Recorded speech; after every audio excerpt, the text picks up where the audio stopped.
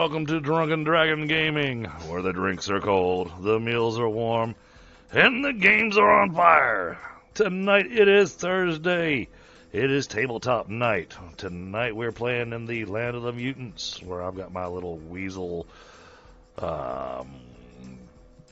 procurement specialist. We are running with about half the crew tonight. A few of the guys won't be able to make it this session. Hey, Jackal, what's going on, buddy? We got a couple people that can't make it. However, we will have one player that's not made it to game since we started this, but he's going to be able to finally make it today. So really looking forward to that. Right now in chat, we're going to have Savage GM and David D'Angelo, both of our, one being our GM and the other being the guy that plays the merchant. And then, of course, you got myself, Drunken Dragon Gaming. And then later on, we'll have somebody named Eric joining us, whom I believe some of you may be familiar with from when I've been streaming in the other game. I think he's managed to be there for at least one or two sessions where we've done that. Just as a reminder, chat, once the game kicks off here in about half an hour or so, voice interaction with chat will be extremely limited as we don't want to break from game. But I will be responding via text in chat, and possibly so will the players. So, without any further ado, let me go and mute myself over here in Discord and say hello to everybody. That's the big right. problem with city limit on that. Yeah, I mean, there's a couple ways you can approach it. And one of them is you make the mechs vehicles and their signature gear, blah, blah, blah. You can make the mechs an ally. I was planning to do them as an ally. Okay, and then when you do that, give them the advantage payload for the cockpit if they, that'd probably be your best bet. Yeah. And right. Then, you do need that payload for this too. Then in order to avoid things, like rolling 100 dice, you might want to try looking at, some sort of conversion. Like decade dice or century dice, where 1d6 is actually 10d6 or something like that. Yeah. Yeah. That might actually be, looking at some of the number I'm looking at for the size of fire I'm going at, that might be a bit too much. Yeah. Shift. That would be making the numbers way too low. True. Because I'm only doing size modifier 5 max. Okay, so. Yeah, Well, but anyways. Yeah. I didn't want to interrupt Joel's conversation, but we are now live. All right, well, cool. Just want to give you guys a heads up. Jackal Gaming swung by and said hi for a second. Cool. Yeah. Well, yeah, Patrick, I think I've got a couple character files that, from like a superhero game where there was the character had like power armor or something like that, and that was an ally. So let me see if I can find them, and I'll shoot them over to you so you can get some ideas. One of the big problems with doing them as allies in this setup is that it will be significantly more points than their character. Oh yeah, that's true. Yeah, the only if you're going to do it on like, then of course play it on the Foundry like we're trying to do, then they're probably going to have each player have two different characters. That was one out of suit, one in suit. So yeah. Well, that fish is getting to be done. Well, we still have 20 minutes though, so. Yep. I always try to go live a little early so that if chat has any questions or anything like that, I can interact with them, or you guys can interact with them before a game actually starts, so that we, can interact with them, and then when the game starts, then the vocal interaction with chat becomes much more limited, so as to not break the immersion in the game.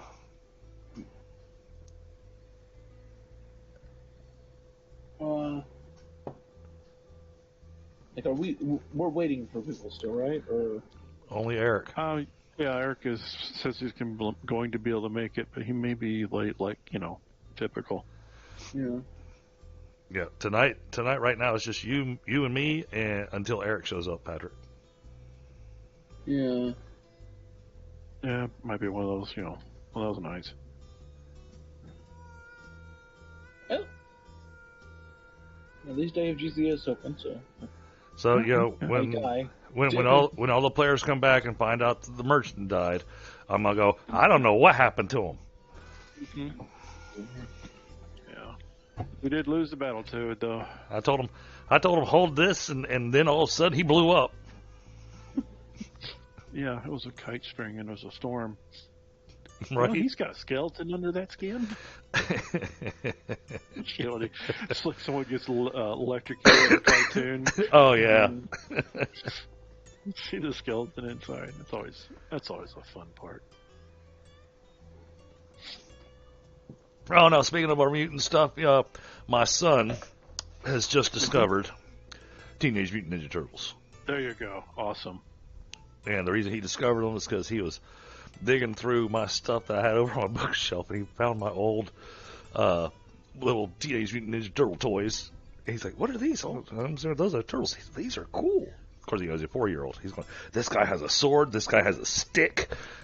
I'm going, "That's a bow." He's my favorite character.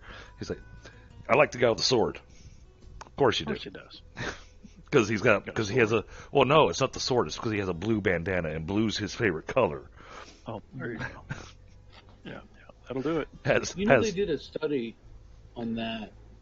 You know, most people's favorite color is blue. Like, it's not even close. Oh yeah, A significant margin. that's because it's a calming color.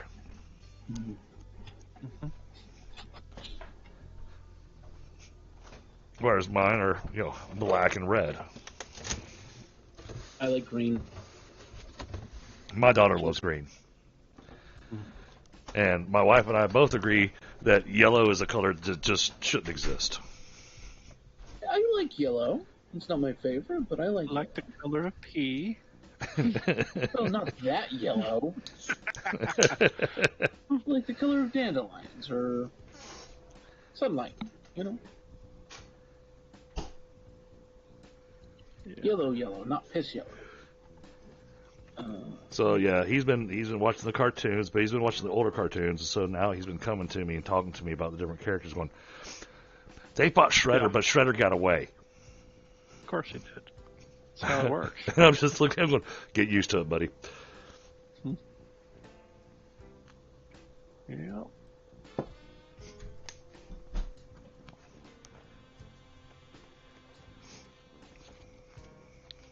One of these days here. Clock is ticking very slow. It's like being in school. Yep. I know. And thank you, chat, for the 2 likes on the stream so far. Much appreciated. Yay.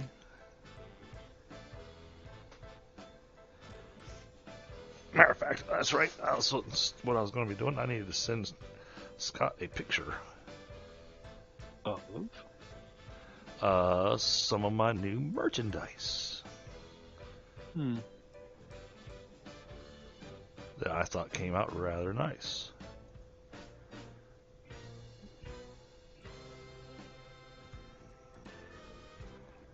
Let's go to here.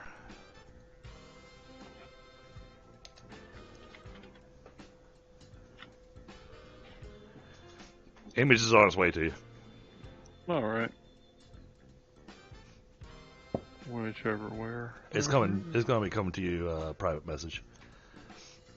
Here it is. Very nice. And no, you don't have to have 2 glasses to make the image. I bought 2 glasses and then turned it, each of them, to where you can get the full picture.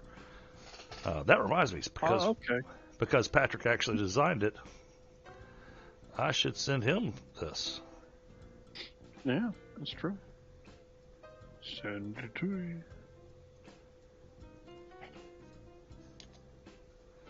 Because these came out really nice. I was really impressed with them. Now, the downside on them is that they do specify both the coffee mug and with the glasses that they are not dishwasher safe or microwave safe. Oh, how fun. Well, got a hand wash, so. Yeah. But you shouldn't be nuking almost anything. But the dishwasher is slime. But there you go, Patrick. There's my new pint glasses. How's it? I like how you set that up for the picture. Yeah. Where it's not quite, but it's almost like you got the front here and the back there. Yeah. That's because the image wraps around so much of the glass that when I turn it straight on, you couldn't actually see the entire logo when I took a picture of it. So like, okay, well, we're going to use both glasses and turn them so that I can get a picture of the whole logo. Now, the coffee mug that I ordered, it came out nice, but I'm not happy with it. It's really strange placement of the logo. It's directly on the front of the mug, directly opposite of the handle. So I redesigned it to where now the logo's on either side of it, so it doesn't matter if you're a left-handed or right-handed drinker, the logo will always be pointed away from you. And towards you. Yeah. We got these Ray Dunn mugs that, say, stuff on them. Mm-hmm. But it's on the side of the drinker if you're right-handed. So nobody gets to see what your mug says if you're right-handed. Well, and by popular request of another streamer, Cookies for Loki, I'm going to be designing a bikini with my logo on it for her, apparently. Oh, well, I want that there. Well, that's the thing. I'll have fun with that. Somebody will. So I'm going to set it where the bottom has the beer mug, strategically placed. Of course you will. Drink up, eh? and now Patrick's going, why? What? Why? Why not? There's no why. Why not?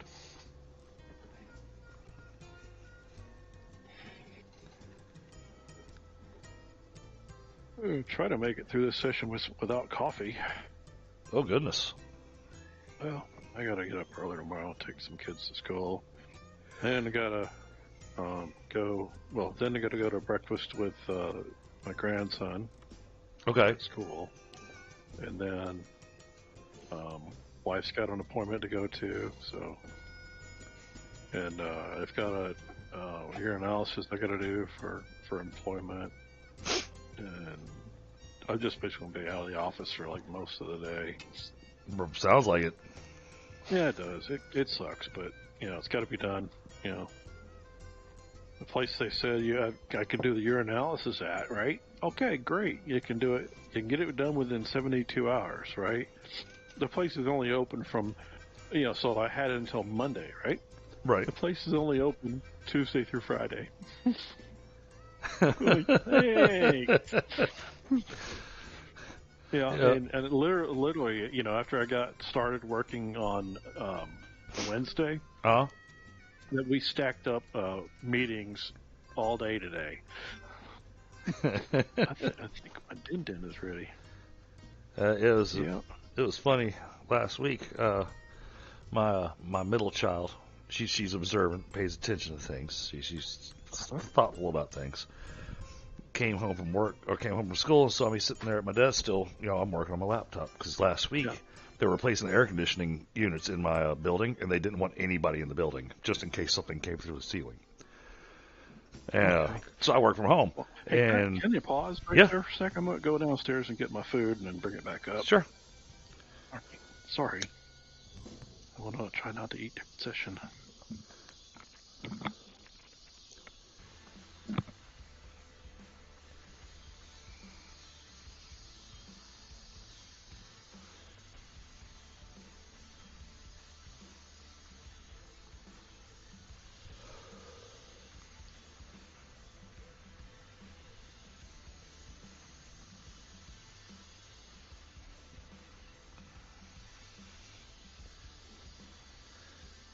Hey, Patrick, how's your merchant's first aid skill?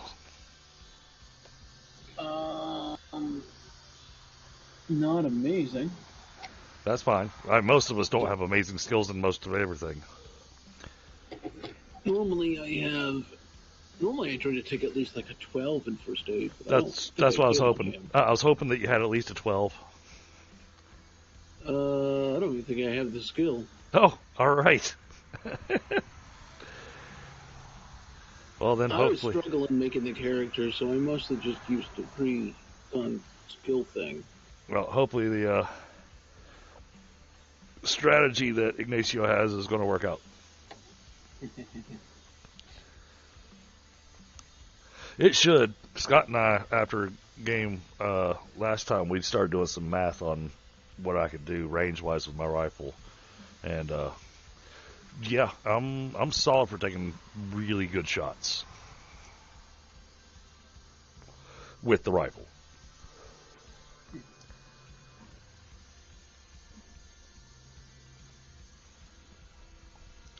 And I can take up to a range penalty of 9 and still be okay.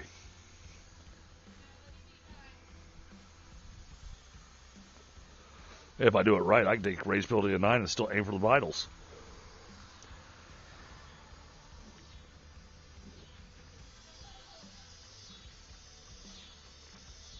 Basically, the concept is to thin the herd before we go in.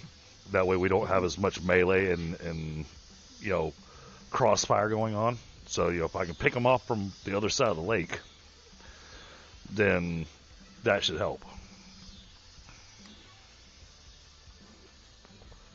The trick is going to be wherever we're at, we need to make sure that your truck and my car can be very well hidden so they can't be spotted, and make sure you and the team can stay low and not be spotted as well.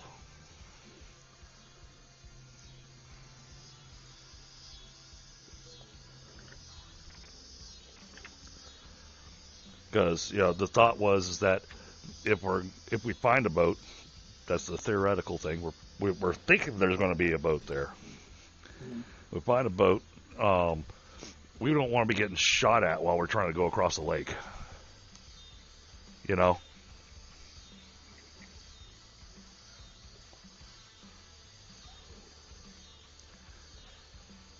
downside is that if it's over 3/5 of a mile, then I'm doing half damage.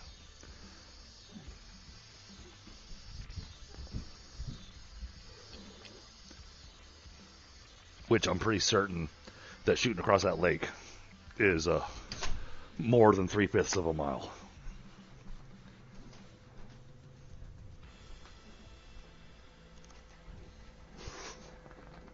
Hey, Mustafa, what's going on? How are you today? Good to see you. Thank you for coming by. Sorry, I was having a smoke while I was talking to Patrick, so I didn't see chat. My apologies. Oh, Patrick, do you have the stream pulled up? No. Okay. When you did pull it up? It helps if people are asking questions during the game if you want to answer them in chat. Okay, again. Hey, a lot of times Floristic does it, but he's not here tonight. And he's having an issue that you're well familiar with, Patrick. He's needing to fix his sleep schedule. Yeah. Yeah, his sleep schedule got all messed up when his sister started school, so he can't make it tonight. And then Michael messaged me, let me know that he wasn't going to be able to make it tonight. So that's what I'm saying. It's you, me, and Eric if he makes it, which is going to be interesting because it's also going to be the intro for Eric's character. Because he hasn't been with us since we started on this campaign. And I believe he made a... What is she?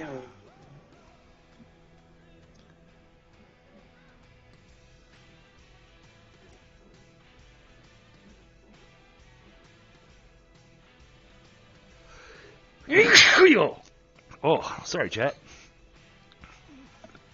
Oh, nice. You got a gold star in your character. Oh, yeah, he did well with his right up. Well, thanks for the subscription. Say, thanks for the subscription there, Patrick. Yeah, you have it in subscription only mode. So I thought I'd already done it. The reason it's in subscription only mode is because it helps to avoid a lot of the bots that try to jump into chat. Fair. All the ones that are wanting to, spam the chat with all the porn links and all that kind of stuff, Oh, man. Why not? No kidding. I'm kidding. Some of that stuff's kind of grody. There's some real Kinda. There's some real sickos out there. So, all right, well, you got your food, so I'll finish up with what I was telling you. So, it's funny because you went to go grab food right when I was at the end. But she came in. Texas, I come get your food, so I'm Right. all right. Oh, yeah. No, I understand. So she came in and she looked at my wife going, I'm afraid Daddy's going to get fired. He hasn't gone to work in a week and a half. Because she doesn't understand the work from home. And I'm sitting there going, honey, you see me with my laptop in front of me? I'm working. Yep. And she's like, yeah, but you've got the TV on and you got your other computer on. Going, I multitask. Yep. That's what I'm doing, too. Hey, Frostbite, what's going on? How you doing tonight? Good to see you. Thank you for being here. Floristic hasn't been able to make it. He won't be able to make it tonight. So I think you're going to be my solitary mod on chat tonight. Yep. So, no shenanigans on our watch, right? I do need to make a new command and it just needs to be like exclamation mutant. I'll drop it here in chat. So we need a command like exclamation mutant that will go to this link, Frostbite. No, man, you've been amazing. You do a fantastic job. Better than me. Huh. But that exclamation mutant, what it'll do, it'll take you to this scabbard site here that Scott has put just an amazing amount of work into. That details all the ins and outs of this campaign. Trying to. I got lots of stuff to still put in, so. I find it funny that you've still got TJ in there as a player and a power player, and he hasn't played with us in, geez, feels like 3 or 4 years. Well, I'll have to remedy that.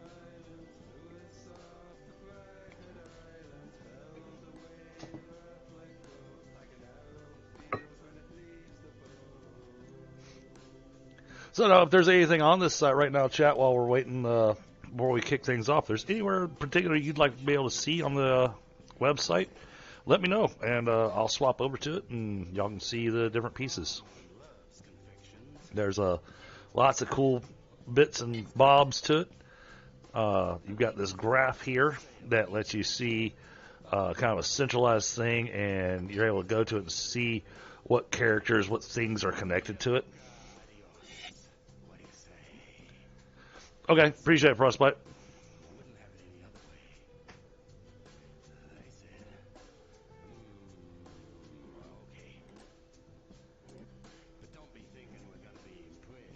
Ah, yes. Yep, that's the one. Perfect. I didn't realize that Flourish had already made that. That's awesome. Made what? He'd already made a link that takes posts up the scabbard for your campaign. That way chat can go and peruse and see all the different things going on.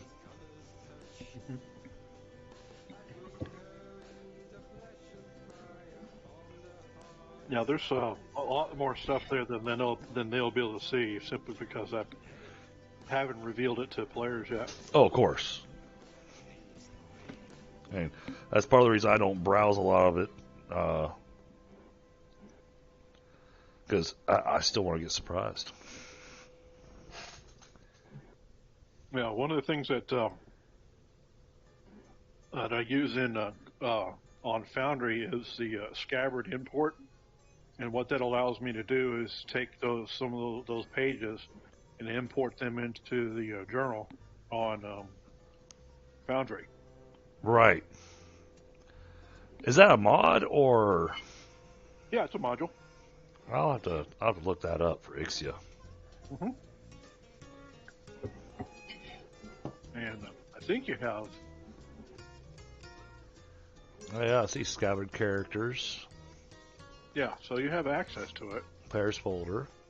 Mm-hmm. Items. Notes. Yeah, including the link that takes us straight to the experience points. Mm-hmm.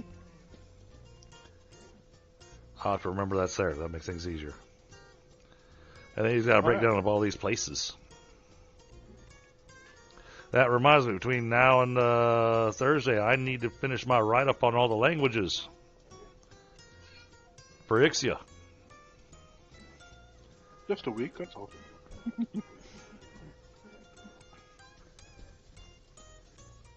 Normally I like to start on time, which was 2 minutes ago. Yep. But I'm kind of holding out a little bit to see if Eric's going to make it. Otherwise, I'm going to kick it off here pretty soon. I figured that was because you're eating. Well, there's that too, but you don't have to out me on my reasons. Good fish, though. Well, she makes really good fish. Awesome. I don't eat a lot of fish. Yeah. Instead of putting lemon on it, though, I put lime on it. Exactly, Frostbite. Oh, okay. Instead of lemon, wait, Lime. Yeah. lime. Okay. There's a different twist to it. But Yeah. Man, that's good. Well, I mean, it's still got a tart citrus to it, so I mean that should still work. I mean, you don't want to do orange because that's just too sweet. No, that's kind of grody anyway. That's good on chicken if you're gonna do that, like orange chicken. Right. It works out great on duck. But yeah, the first time I ever tried it though was on red snapper. Okay. We made this dish called Snapper Veracruz, which had like you broil the snapper, skin side down, of course, but you put on it a few different spices and stuff, and some capers and lime juice, and you boil it. Oh my! Oh, that sounds awesome. Good. It is good. And I am a fan of redfish and snapper, especially since living close to the Gulf Coast. Of course. Offshore. So. Yeah, most of my fish are mountain fishing, so they're a bit bony. Yeah. And the bones are really, really tiny. Yeah. But yeah, flounder, or some people know it as sole. Yeah, that's another good thing too. There's a place on the Galveston Bay or Matagorda Bay called Bolivar Point, and they have some barges that are sunken there in the mud, and in between them there's stuff that is teeming with flounder and stuff. It's the best place to go fishing. Oh, nice. See, I mean, I say I don't eat a lot of fish, but I love going out for sushi. The sushi chef that I have has this stuff called super white tuna, and it's for me. It's just absolutely amazing. But the sushi chef, he's always wanting to have me try something new, try something different. Oh, what in the world? I don't know. It's lagging. Maybe. Who knows? Yeah, no, I was just watching the stream lag there for a second, and it's like, no data. So what do you mean, no data? But it's back. We're good. So he always likes to have me try new stuff and whatnot, and he knows my he knows my dietary restrictions because I'm allergic to shellfish. Yeah. That's So- a shame. So he makes a special soy sauce for me that he slices I mean, the thinnest of slices of ghost pepper and puts it in there. And brings out this nice little bit of heat. I mean, it's not overpowering, but it's really, really good. Right, Prospect? I totally get it. He's got a sushi chef. I don't have a sushi chef. He's got one. Well, I mean, it's unlike most other people that do sushi. The sushi place that I go to is a small mom and pop shop. It's not associated with any chains or anything. And that was one of the things that made us absolutely love Katsu, because he had specific demands on the fish that he would serve, and the things and his demands on it was the fish had to live in water that was below 40 degrees, and that the fish had to eat other fish to survive. Those are his two major criteria. Thing is, if he gets a order of fish that comes in, if he sees one thing in the order that he doesn't like the look of it, he sends back the entire order. But I came in one day and he was doing scallops. And he told me that I should try this. And I was looking there going, well, I came in to get my regular order. And I was like, okay, well, I'll order one scallop. And he's like, well, okay, it's $16. I was like, damn. All right, sure. I'll still try one. Yeah, let's throw it on there, because anytime I go out for sushi, it's a splurge night. So, so I'm going, yeah, okay, I'll get one. And then, of course, I'm thinking, well, I'm only getting one scallop. I may as well go ahead and order the rest of my normal sushi order that I like to get. And so I ordered my sushi order. Well, when he gets ready to serve the scallop, he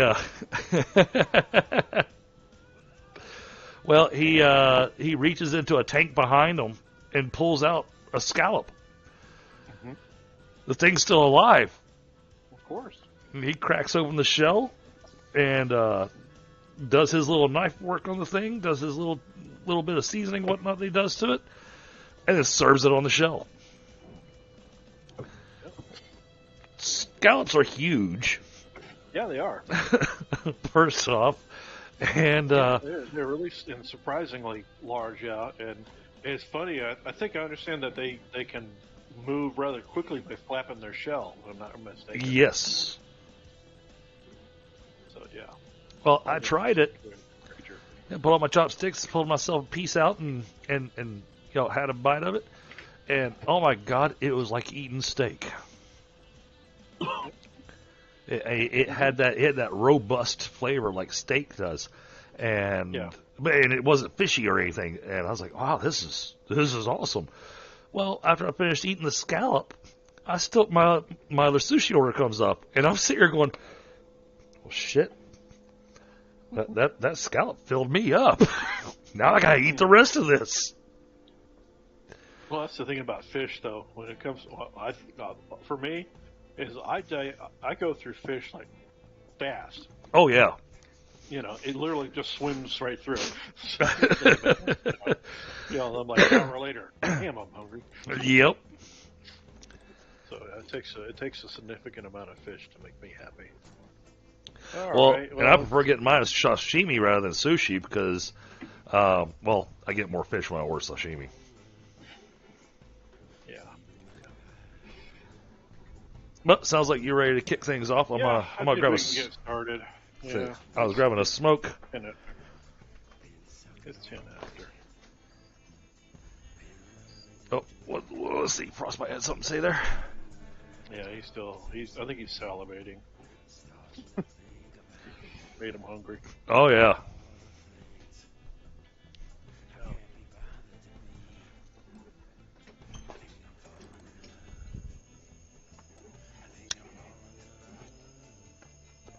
Yeah, if we're ready to kick off. So, if I remember correctly, we were at the end of inventorying and getting ready leaving the scene of Northside. Yes. Okay.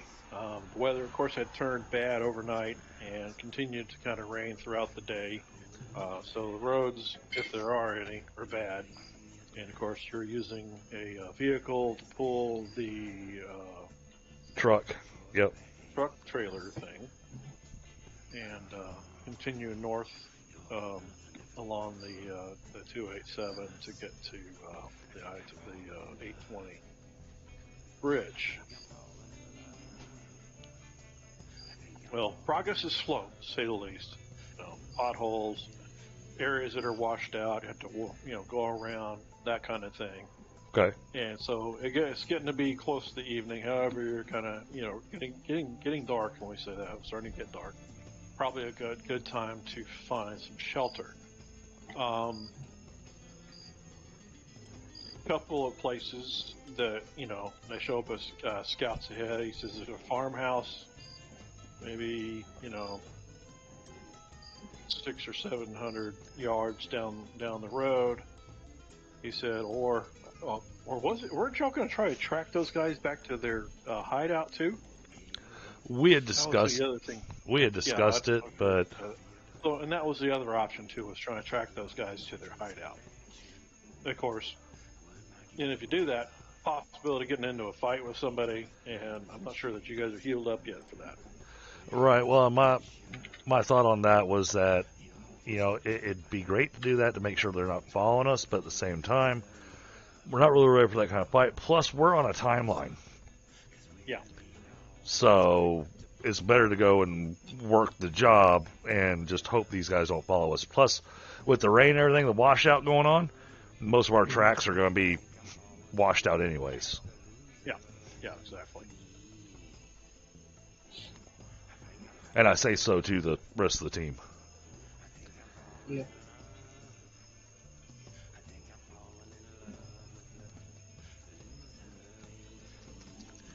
So, farmhouse, or what was the other place? Possibly tracking down the raider camp. Okay. Well, then farmhouse it is. Does the farmhouse have a barn? No, but it's a house. So, I mean, it doesn't matter if you bring the horses inside because it's probably abandoned anyhow. Okay. Well, I was just thinking about the goods that he has in his truck. Unless you got, I'm assuming you got some kind of tarp or something for your truck to make sure your goods don't get damaged by the rain.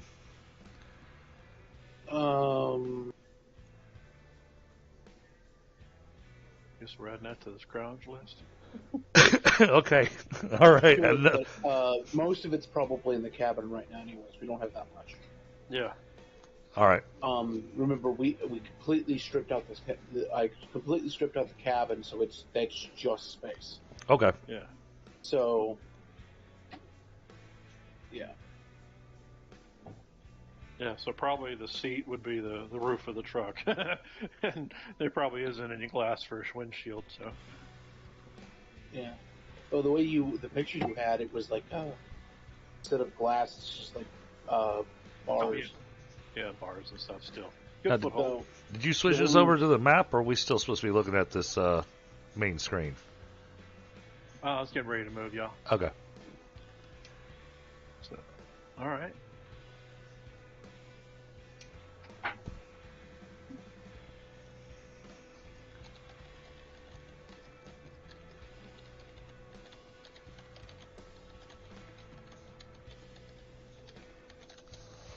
Go. Oh, it's dark. Everybody's facing south, of course. I guess I have to turn on my night vision.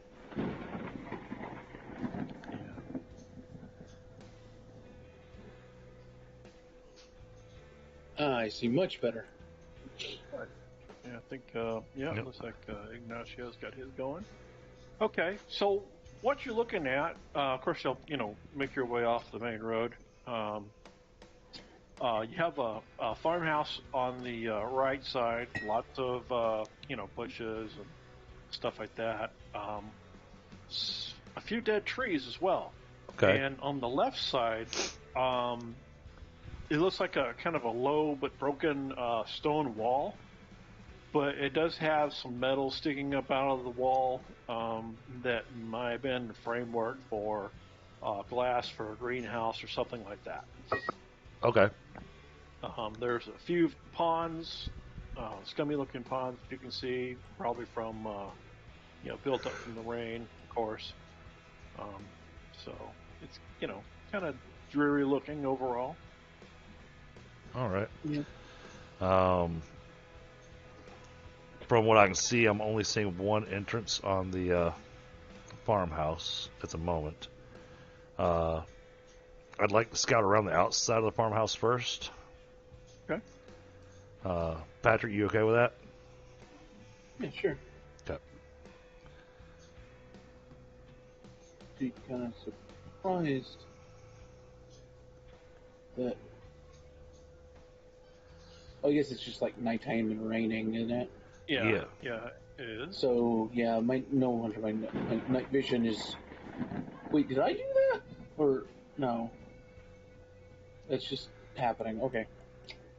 Which I imagine when that happens, it probably pretty.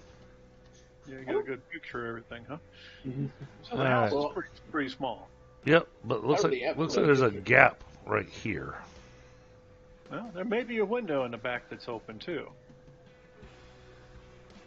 I'm gonna come up close to the side of the building, and get close to the edge of this window and try to peek inside. Okay, I just realized where you were. Oh, okay. Your token is somewhere over here, is it not? There you are. Okay, you went under something. Okay, I need you to stop here. Oh, okay. Sorry, and get you a perception check at -4. All right, will do. And we'll trust this in as a. Get too close. Said -4. Yeah. Okay. It's a contested roll. You're rolling against something else. Well, I kind of figured. Probably a bomb. Could be. Yeah. All right, I did it as a blind roll to you, so I have no idea what I rolled. Okay. Well, you kind of notice that the area back here by the back door, a little bit trampled down, but there's a significant portion of it that just doesn't quite match the rest. Of the area of the ground, and the weeds and whatnot. They're just a little off color, probably kind of dead or something. But the rest of everything else is kind of thriving where that little patch isn't. Can I get a little closer and take a closer look at it? Sure. No, I don't want to step on it or anything like that. I just want to get close enough to be able to kind of focus my attention on it. Yeah, take another yard or so. All right.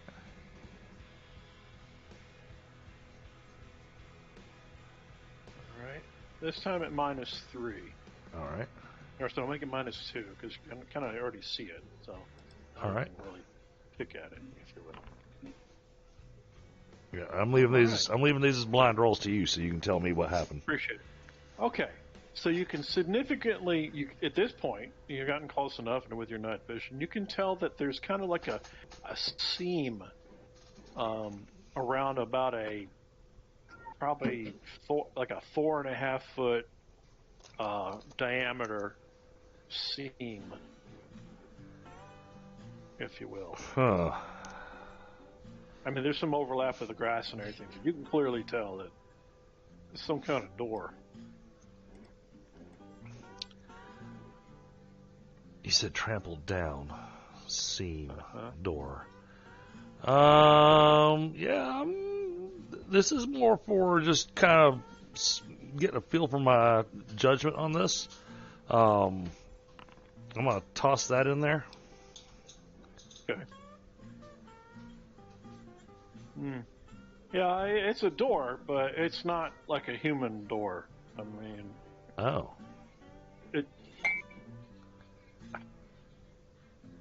See, this is where I'd be calling for the snake to come up here going, hey, take a look at that.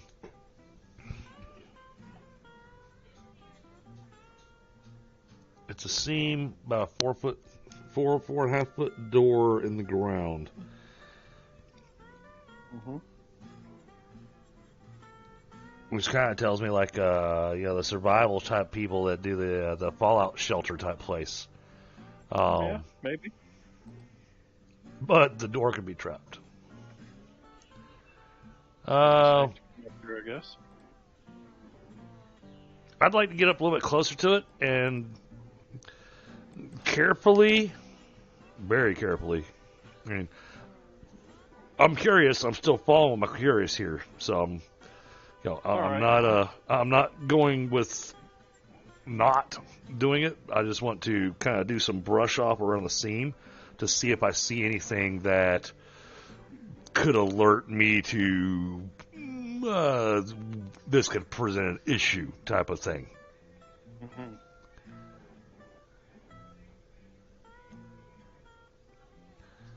I'm not even bothered rolling my curious. I'm just going to play it. Just hold right there. Okay.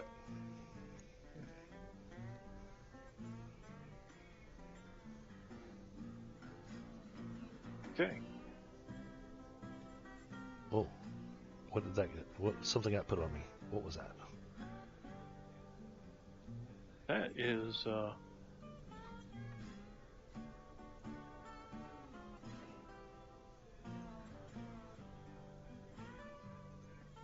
don't see what status effects you gave. okay. So in a sudden flash of movement, Oh my god! the door pops open. Oh, trapdoor spider. And it's a trapdoor hunting spider, mutant giant one. Right. So, yeah, Patrick, you hear me just go, holy shit! I will.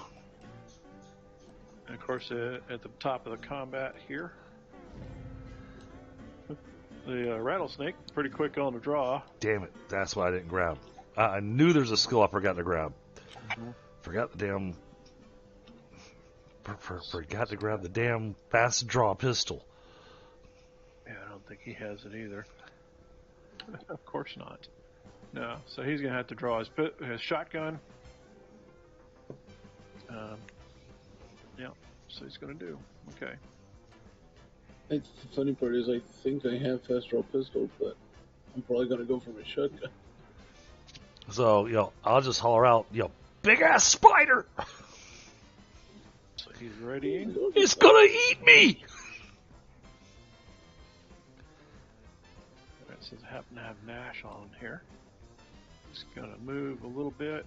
I think I can go up to 7, I think. Yeah, Nash has got a pretty solid movement. And his bow skill is He's really. got a 9. Jeez! Just realized.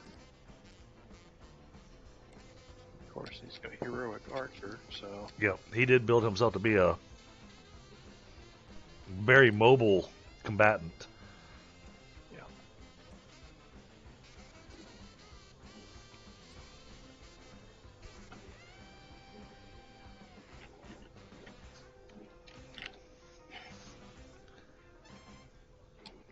And he freaking missed.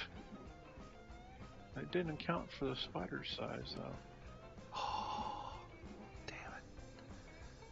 Yeah, he still missed. Missed it by 1. Alright, so he is next. Big Spooter, yes. The Spooter is next. Okay. Oh, and now it's casting a spell. Yeah, that's just the thing. I know. I couldn't resist it. It's like, it's a necromancer spider. Okay, it looks like it's gonna bite you. Mm. Unless you happen to dodge. All right. You know what?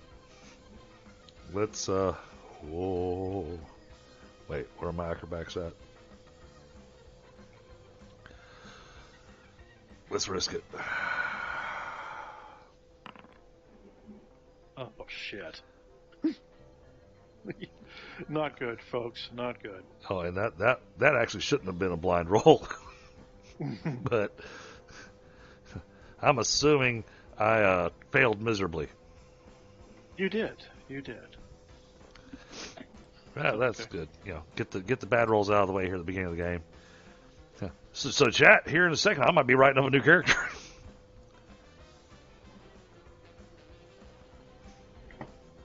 Yeah, Eric, can you update?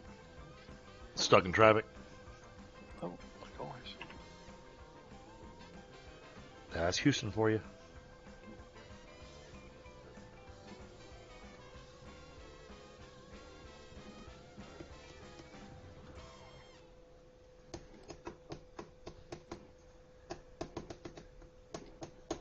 All right.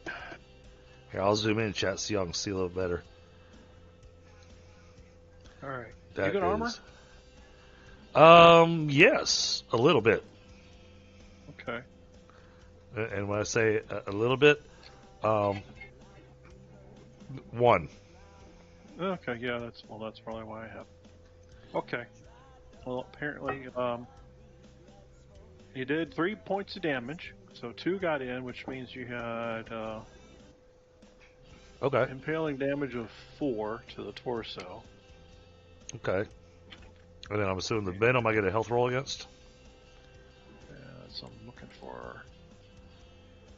What the hell? Where's the venom? Yeah, there you go. Health check. Health -4 to resist. Ooh. Yeah. All right. It's pretty powerful. Yeah. Let me double check my skills here. Make sure I don't have anything. I ain't got in the mud. I ain't got squat that's gonna help me with this. All right, -4, huh? Yes, sir. Oh, this is gonna suck. Ooh! Okay. Ooh! Well, and the pendulum swings the other way. So apparently, you're not immediately affected by the venom. So there you go. That's Yay yay for you. I mean, it's like, and the people rejoice. Yay! And it's now David's turn. He, of course, hears the. Yeah. Or, oh shit, giant spider, something like that. And you're thinking, oh, God, big spider, right? Yeah. So, if I ready my weapon, can I take my full move? I can't remember. Well, I know with the way David's thought of my character, he might be going, all right, yeah, something's the size of a palm, just step on the damn thing. Yeah, you can do half your movement and ready. I believe that was the thing. Okay. Oh, we're doing that. 1 second, I gotta remember how much my movement is. 7. Okay. So Yeah. have my movement. GURPS, it's round down always, so it's Yeah. 1, 2, 3. Yeah, basically. Yeah. As I ready my shotgun. So he hauls out the old. Actually, did he actually say spider? Yes. He said spider. Oh no, I don't ready my shotgun. I ready my staff. Okay. Because I think, oh, I'm just gonna go over to it and I'm just gonna plunge the staff down and Smack the spider. yeah. Okay.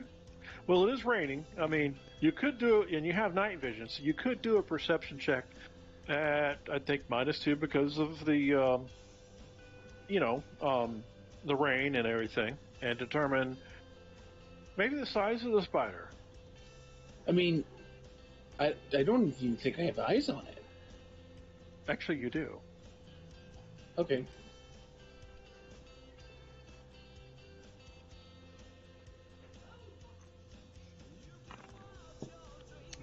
Oh yeah, yeah. You see the big spider. It's probably it's tall. It's probably about 3 feet tall, and maybe leg spread 6 to 8 feet across. It is big. Okay. For some reason, I thought he was on the other side of the building. Oh no! He was over here by the tree. Yeah. As you can tell. And of course, he's just got bit by this really huge hunting spider, jumping spider. Heads up. Looks like Yeah. it literally looks like a big ass wolf spider. Then I do, in fact, ready the Shotgun on second thought. Yeah. Yeah. Okay. Um, All right. just a heads up to both you two and to chat. I Mhm. do see some lots of flashes of lightning on the horizon heading towards the house. So if I disappear on you, it's probably because the storm knocked out my power. Yep, see. Being cheeky. All right. My turn. What would I like to do? I'd like to crap my pants is what I'd like to do. Well, it's muddy, so they're already brown. Oh. Do you even wear pants? Yeah. Okay. Well, actually, no. All I've got on is a trench coat. Oh, great. Well, if you die, I'm going to take your hat. Parker? A weasel dressed like a pervert. That's funny. Good deal. I appreciate that, Frostbite. Let's see.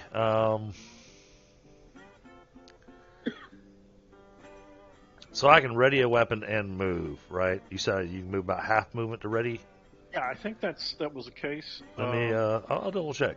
Let's see. Where is ready? Ready. Combat move is a step. You'll have to take one step if you're doing a ready. Okay, well, I gave him a half, so get a half. Okay. I got it confused with some other game. Let me move myself back Now, up. one of the things y'all might notice is when you're when you've got your token selected, there's going to be a kind of a HUD that pops up at the top of your screen. You know, it says things like attributes, defenses, and stuff. You can hover over those, and it'll show all your attacks, skills, and whatnot. Those are all clickable. By the way. Because it's a quick release backpack, I'm able to do this as a free action. I'm going to drop my backpack. Okay. That way I get the little extra movement, you know, and a little extra dodge. Yeah, it didn't knock you down, so you got lucky. Yeah. All right, I am going to move 3 yards this way, keeping my eye on them, and I will ready my pistol. Oh, okay. Well, it being this close, the pistol makes more sense than the rifle. That's true. I mean, would I like to ready my rifle? Yes. Rifle would work out so much better for me. But I think the pistol's going to be the more appropriate weapon to draw.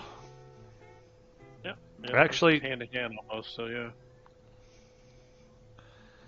Yeah, and as fast as that thing is, it's going to be right up on top of me again. So you're better with a point blank shot with a rifle than you, or with a pistol than you are with a rifle. So, okay, that's it. All right. All right. So here we are with Rattle Scrap. That's weird. It's still got the glow on top of me. That's interesting. Yeah, he's got buckshot loaded because he didn't ban for slugs. So, let's check that range. Close range. Good.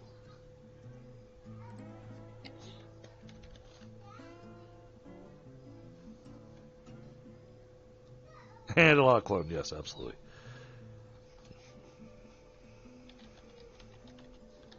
Oh, possible hits is 4.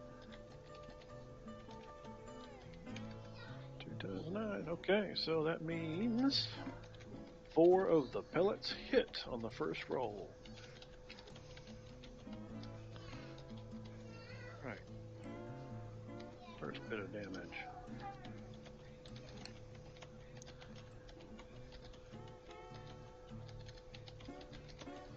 Tough little bastard.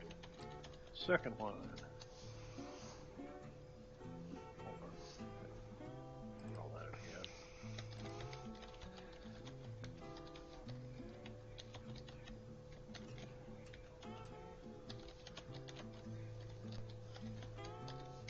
Getting some good rolls.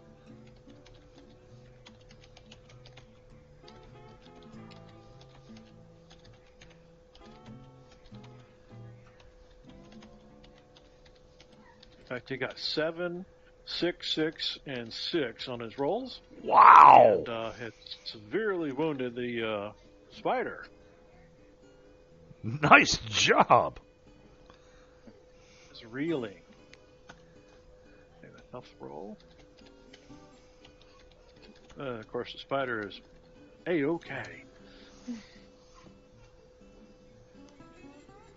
All right. Let's move on to the next guy. It is Nash's turn. Okay, he takes another step to the right. I'm sorry, I did not mean to target him. It's just a step to the right. Yeah. And he wants to shoot at that monster. Oh, great. So my forecast, we're going into fall now. My forecast just announced, expect heavy pollen tomorrow. Right. Okay, he gets a success. Made it by 4. What's the damage roll? That's stupid. Okay, let's go this way. And he hits it, of course, with a good amount of damage. Nice. So, right now, chat, because we're short players, a lot of the stuff's kind of quiet in the background. You're not going to see anything showing up in the chat on the game or anything. The GM's currently running some of the characters in the background for us, so as to make sure we don't die. Or at least that's what I hope he's doing. No, I'm just planning your demise. Okay, and it dies after Nash puts a arrow pretty much straight through its face. Nice. It received a major wound, which forced a major wound health check at -5, and he failed. Okay. It is dead. It's dead, Jim. I'm gonna wait a few minutes, watching to make sure it doesn't twitch or anything. I'm gonna come up and I'm gonna poke it with a stick. Plenty of sticks to be had. Make sure it doesn't move. Yeah, it's not moving. And then I had a thought. Giant trapdoor spider. It's big enough to eat it. It's big enough to eat a human. It is. These things usually take their prey back into their lair. Into the lair, yes. I'd like to take a look inside the lair. Okay. All right. Well, the lair the webs are kind of, it does make the trapdoor out of web. Okay, Yep. So it is somewhat tacky, if you will. Yep. You sure you want to do that? No, but I also don't want to set it on fire just in case it damages anything that might be in there. I gotta come up with a solution. You know what? I'm gonna finish looking at the back of the house. All right. But now that I've dealt with the spider, I'm feeling comfortable that there's probably nobody in the house. Well, whoever went out the back window last time. Well. Right? Yeah, maybe. Or it's just maybe the spider just set up shop too, so who knows. Anyhow. Okay, so you're going to climb in through the back window, I see. Not climbing in, just looking. Peeking? Yep. Okay. Yeah, doing the peek in. See some things. Yep. Yeah, I can see a few things. Well, good. It obviously worked. What I wanted it to do. So yeah, looks like you can see like a kitchen area. What is this? You got scrounging, right? Yep. Oh yeah. Okay, roll against that -4. That's my job. Yeah, this is just to identify this thing, this white box. Yep. Oh no, I wasn't looking at the white box. I was looking at the thing that looks like it's a generator. Oh, that is a white box. Okay.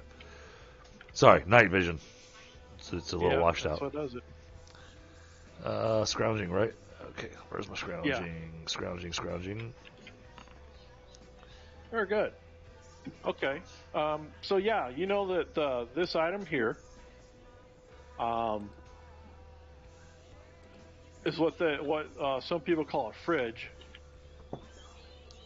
Oh, and so sometimes it has some electronics in it that are probably or salvageable, or some other things that are salvageable. I will definitely be doing some salvaging then.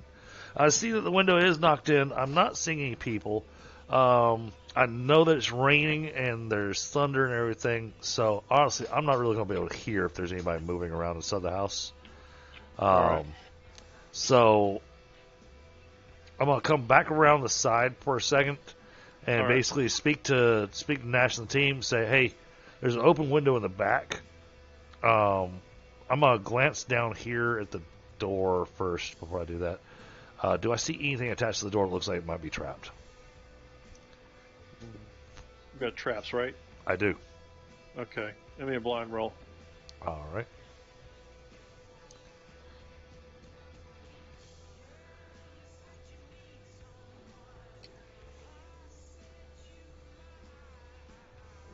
Traps. There it is. Hey, I have traps. I didn't say I was good at it, but I'm very confident. Okay. Well, from what you can tell, doesn't appear to be anything wired to the door or door handle from where you are. Okay. So I'll tell them, going, look, I'm gonna come in through the window in the back. Y'all have pick somebody to come in through the door in the front. I don't see any traps on the door. It looks like it's perfectly fine, but just in case there's anybody in there, this thunder is just too freaking loud for me to be able to tell if there's anybody walking around inside. I don't see anybody, but if we come in from both sides, then at least if there's somebody in there, we can flank them if they're going to be violent.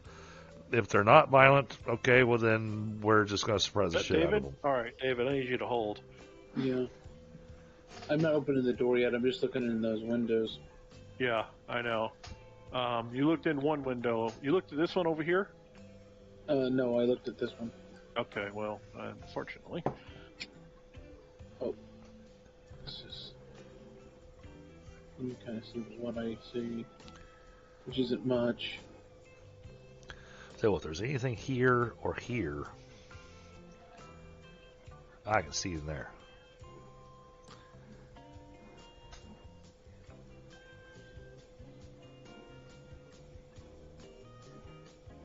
Well, this thing's got the drop on you, so. Oh, drop on me. That's Uh-huh.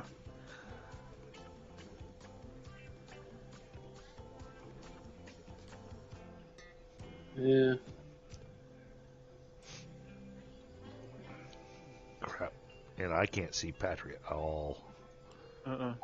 I guess I should have said I was sneaking up. Well, it's not that. Exactly. I guess it's on the roof. No, it is right there by the window on the left of the door. And you went past it, so... So...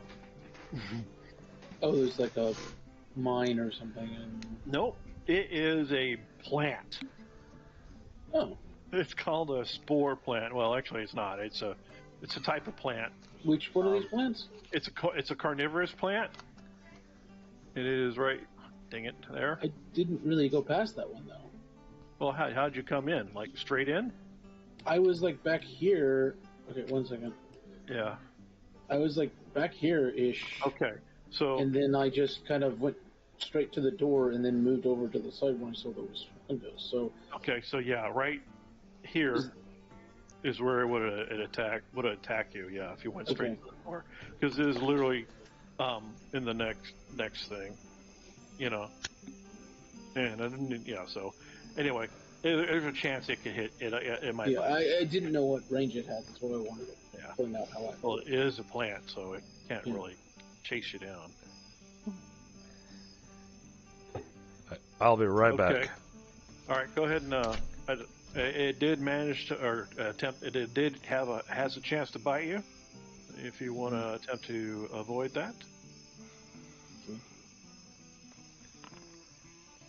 Jeez, nobody dodging shit today. Nope. All right. I couldn't even done that with like a feverish or anything.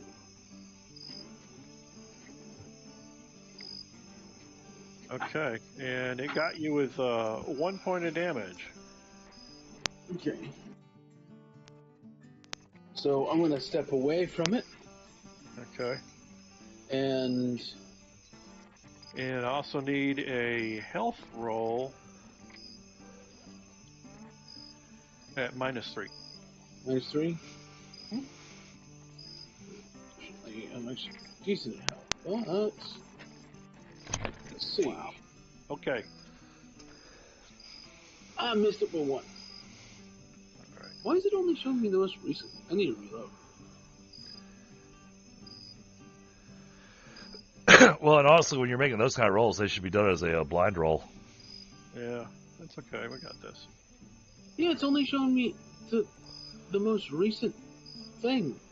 It's got this little thing that it's scrunched up. That's odd. You may need to refresh your browser then. I just did. And it's still doing it. There's got to be some setting or something. What browser are you using? For Firefox, it's Firefox. Yeah, like I said, I know you use some of the lesser known browsers, so. Yeah, true. Okay. All right. Well, when it did bite you, it also injected some sort of toxin, so you can definitely feel like a burning, tingling sensation at the site of the injury. Mm-hmm. Okay. And it is your turn.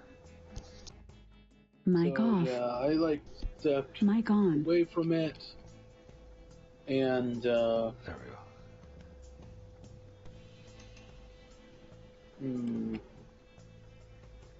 What would my character? Because Need a weed whacker.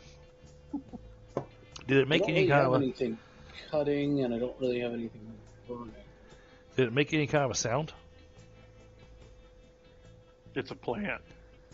I It's assume. xenophilia, but I also know it's dangerous, so I don't think I need to roll that.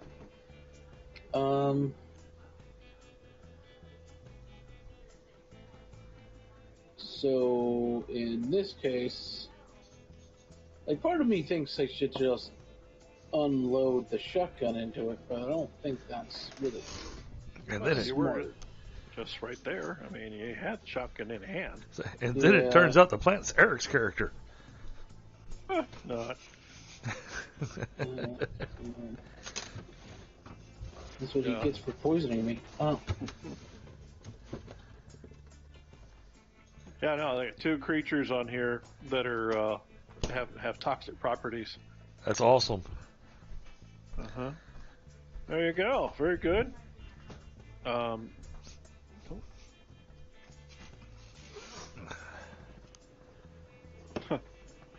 Shotgun's kind of like auto, where you just roll as many. Yeah, you got four of your pellets hit it. Okay. But don't bother, because even though it has a 7 dodge, it still managed to avoid your rounds. Ow! All of them? Yeah, if you dodge one, you dodge them all. Yeah, lucky ass plant. Yeah. I think that's how it works. Yeah, it is. Well, maybe with shotguns. I know that's not how it works with normal weapons, but Yeah. However, I say this. Your rate of fire is 2 times 12. So. Okay. The other guys, Nash and friends and Ignacio and everybody, hear you shotgun blast to the front there. Yep. I'm gonna be stupid. Because I am going to scream out, don't get close to the plants. I'm because I hear that the traitor is in trouble. The traitor.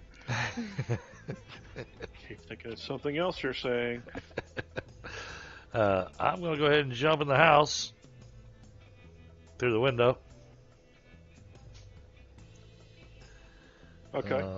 I guess I'm just going to go past the window for the moment. All right. I do plan on moving farther. I just wanted to, just in case there's anything that would stop me. And then I'll move down closer towards the door. Okay. All right. Now, where is this? Where was that shotgun blast? Over here? Front of the house. Front of the house.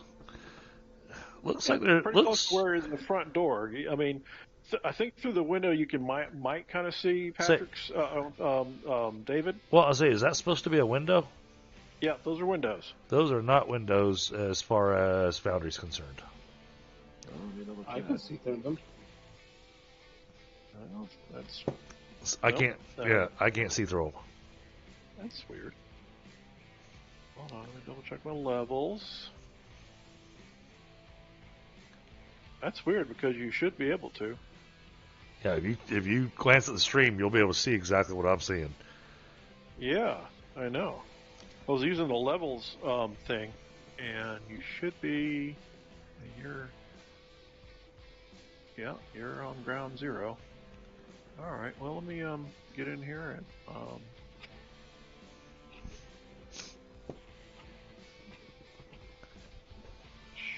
I suspect you're not close enough to the windows because there is a threshold.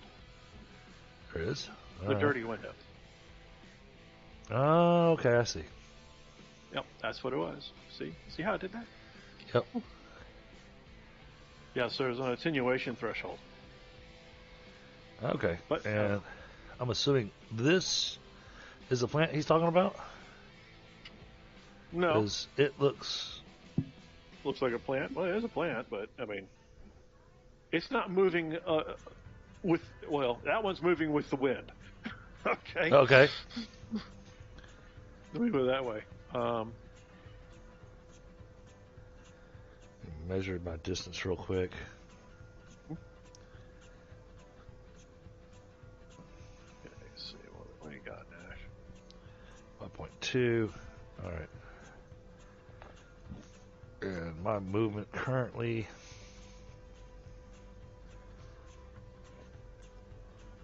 Got a small knife. That's gonna be fun. Okay. No, I've moved my maximum movement for a combat round. Okay. Well, Nash is going to stay right here. He's already got the bow drawn anyway because he was in combat mode, so to speak.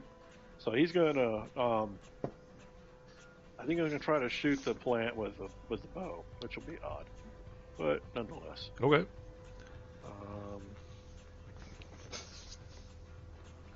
If I hadn't moved my full movement, I would have gone, all right, I'm swapping weapons. Yeah. Okay, let's go. Blase.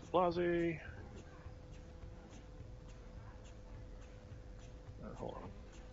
Target the thing.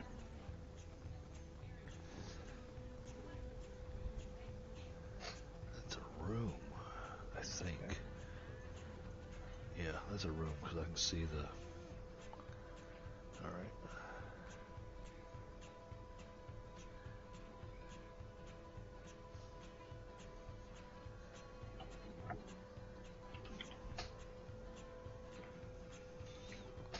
Okay.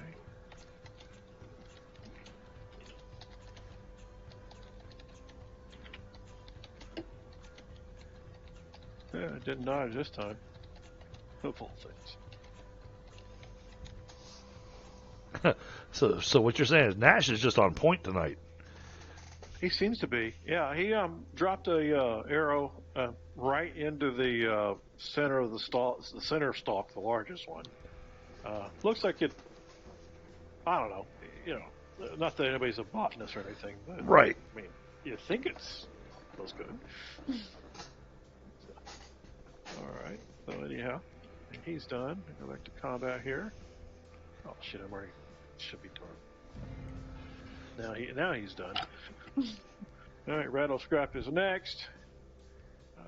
He's gonna get closer, but not too close.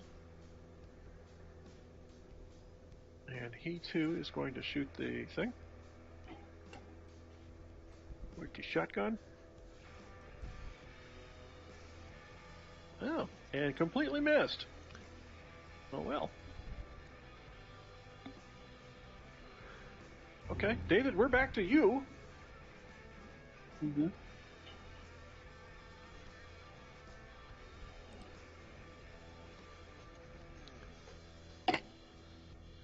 So, Yeah, I'm really trying to get in the habit of actually setting my maneuver at the beginning of the round. Yeah, I'm not happy with the plant. obviously, yeah. It's like a small, well, medium version of the Little Shop of Horrors plant. So So I'm just gonna aim at it again.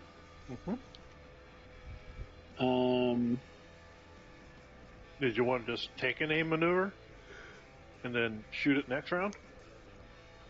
Yeah, I'm gonna take a step back and then I'm gonna take an aim maneuver. Okay, very good. And then you'll be able to add your accuracy and all that fun stuff. Yes, I do know. Oh, he that it keeps doing that. Yeah, it's the auto rotate. So, I mean, I can turn that off if you like, but it works for. It's really good for the patrol part. And if you want me Yeah. to turn it off on your token, I can do that. Yeah, that'd be helpful. All right, That's my turn. I don't mind the auto rotate on mine. All right, so the plant's got to be somewhere right in this area, is my guess. So he said, "Watch out for the plant." I'm looking for the auto rotate. But I see a plant here. Well, with the shotgun blasts and stuff, you definitely feel it's in that area. Okay, so it's in this area. By the window. Huh. Okay, well, I'll have to disable it in the configuration setting. It's either on or off, so I'm not one no to biggie. measure.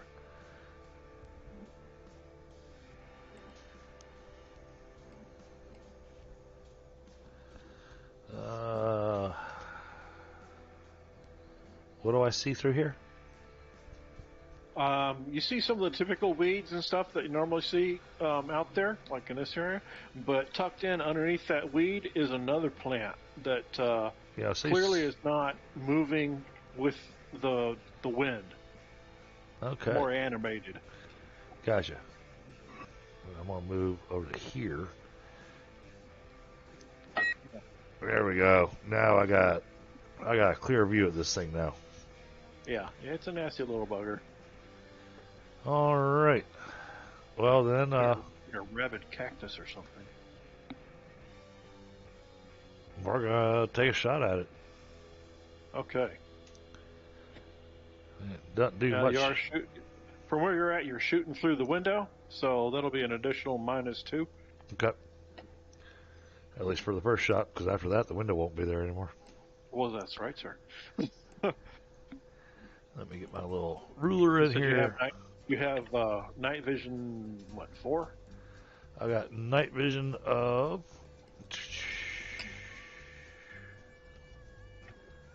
Oh, let me find my night vision. I think it's 5 or something. Yeah, I think I have a night vision 5. Yeah, Okay. night vision 5. All right. Well, normally I'd assess you a penalty for darkness, but for the purposes of this game, I'm just gonna leave it as you've got night vision, then you can see. Okay. You know, because really can't simulate that whole degrees of night vision. Right. Okay. So then, anything else to do with this? Aiming with that doesn't really do me a lot of good.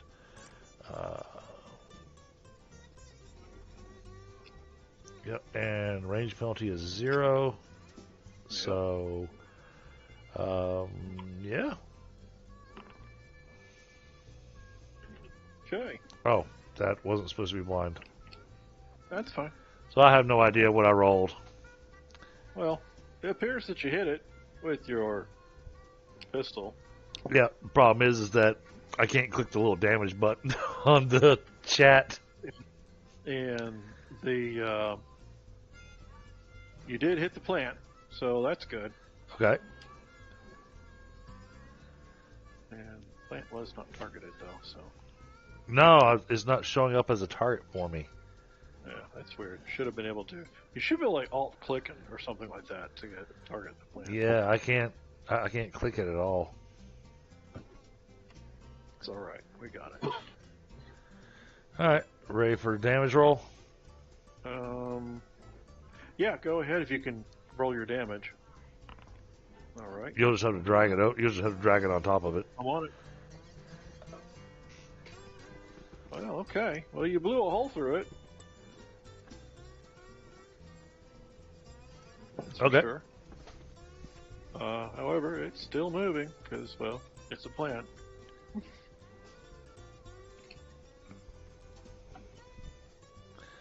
Right. All right. Well, that's it for me on this turn. Yep. Yeah, let me get in here and. I really need to get myself some Molotovs. Wait, I've got those ethanol cans that we put on the. Oh. Okay, I did remove that window, so All right. it is the plant's turn.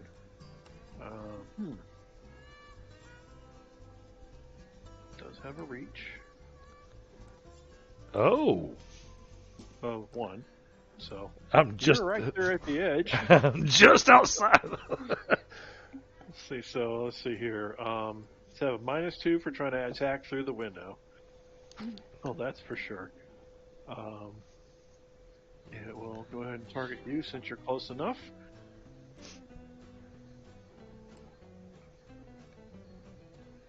Just barely. And it barely just made it, so it will bite you if you do not avoid it. All right. This time we're just gonna do. Yeah, because I gotta spend some more points. Oh no. You know what? We're gonna try it again. Damn it! Okay, you got you. Well, no. The worst part is that I succeeded at the acrobatics. But you failed the dodge. Still failed the dodge. That's. Yeah, you need to be bit. Alright, so it got you for 1 point of damage to the torso. You're fine. Okay. A little bit of plant slime on your jacket, and there you go. All right. So no health roll. No, because it didn't penetrate your armor. Oh, nice. Okay. Like I said, it just slammed your jacket. Damn it. Yeah, I know, right? It's my favorite jacket. So Nash has reloaded, and he's just going to do his usual thing. Put another hole in it, or stick through it. And we're going to go ahead and make our attack. And that is a hit.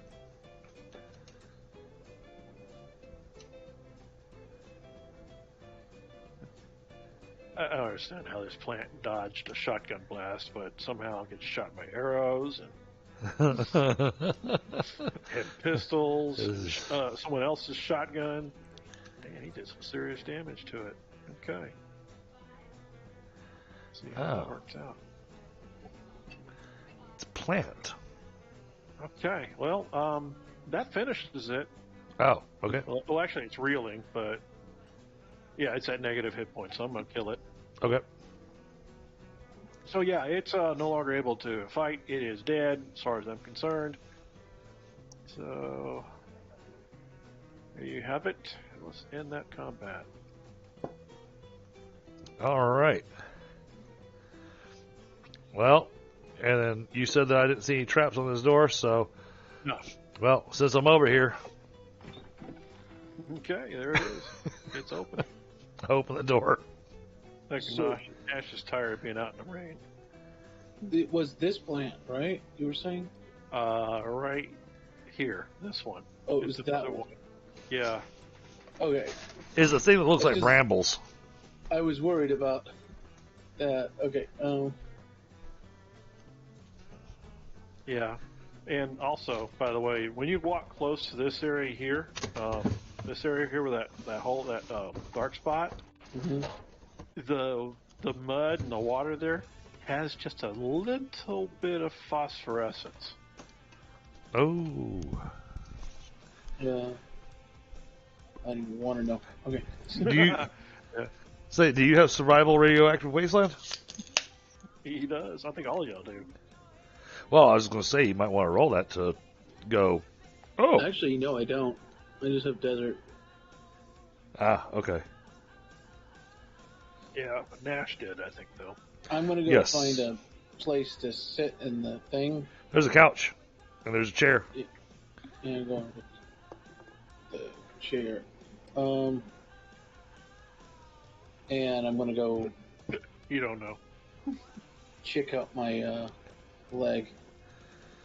Okay. So Scott, Yes, sir. I don't give anything, so I need some. Anybody got medical skills? hold on. Well, I believe that was the character Eric was making. I think, Actually, you are in luck. No, you're not. right. You're not in luck. What's the default for first aid? If any. Well, Rattlescrop might be able to help you out. He has something they can do. And he gets a critical success. Wow. Rattlescrap gets a critical success. Probably because his familiarity with venom and poison. Who knows? So Okay. I dropped that in chat. So you asked what the default was. So there you go, Patrick. That's the defaults. Yeah.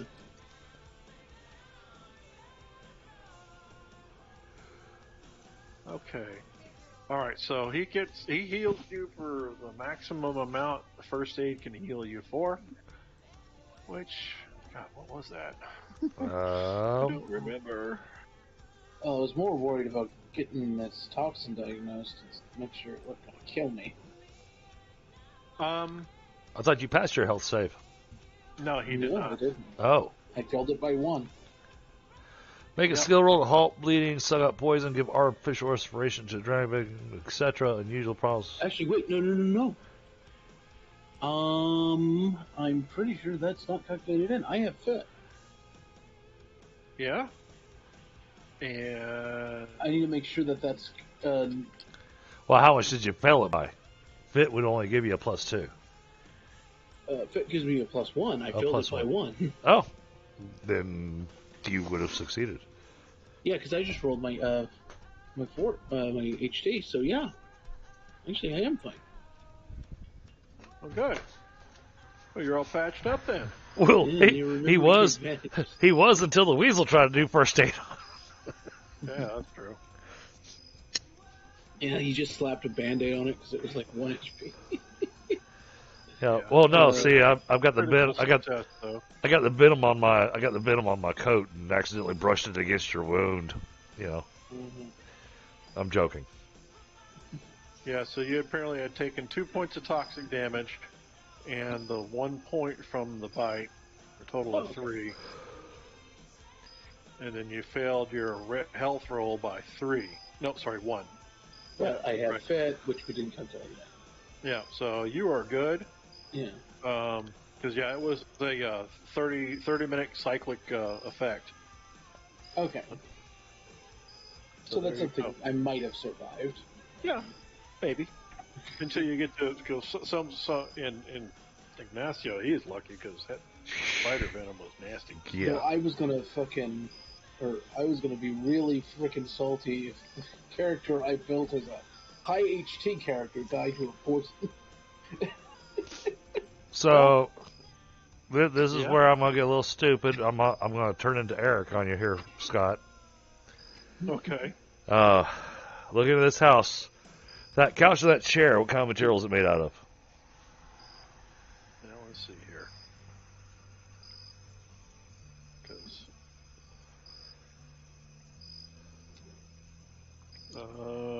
the couch is kind of like let me put it this way, it's pleather. Hey, still, it's leather-ish. Okay. Yeah, it's mostly plastic though, and like it's been there for a hot minute, so it will probably disintegrate in your hands. Right, but I'm thinking more about the springs that are inside the couch. Yeah, there are some springs. So it's the kind that are like the flat ones that string from one end to the other. sure, Yeah. So I mean, they're nothing that spectacular. but I still see it as having some potential uses.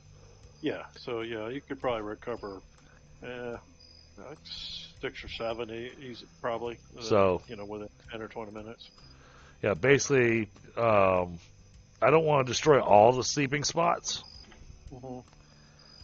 And there's still that room that we haven't looked in, which hasn't been considered. And then there's stairs that go upstairs, it looks like.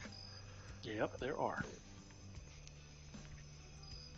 So, yeah, when you came in, it looked like you passed through a kind of a kitchen of some sort. Right.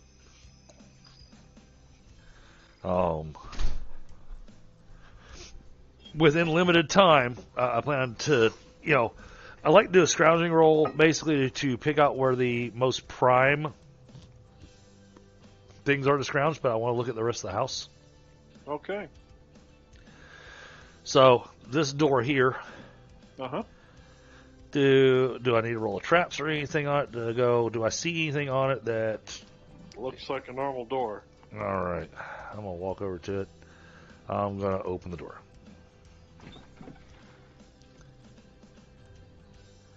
Then I'm walking the room so we can start another combat. Oh no, there's a trap door. Yes, there is. I give the guys a heads up, going, "Hey, I got a cellar door over here. I'm gonna open it," and then I open it, and then I open it because impulsive.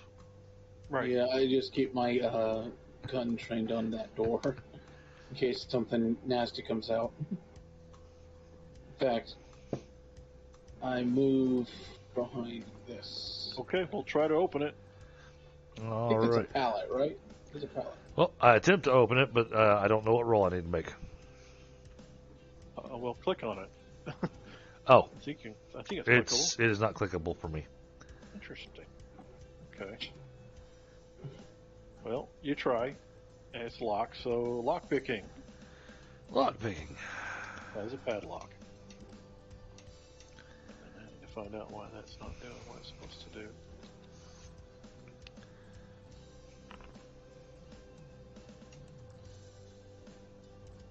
Okay. Okay. Yeah, that's a good pick. Oh, that's why.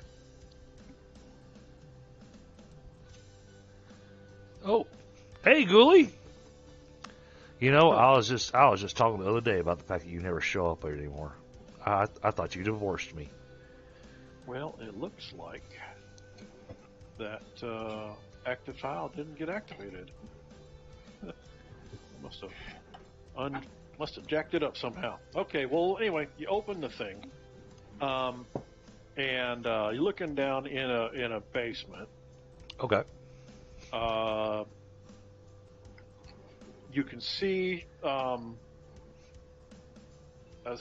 looks like a skeleton on the far wall from where you're at. Okay. It's like, for example,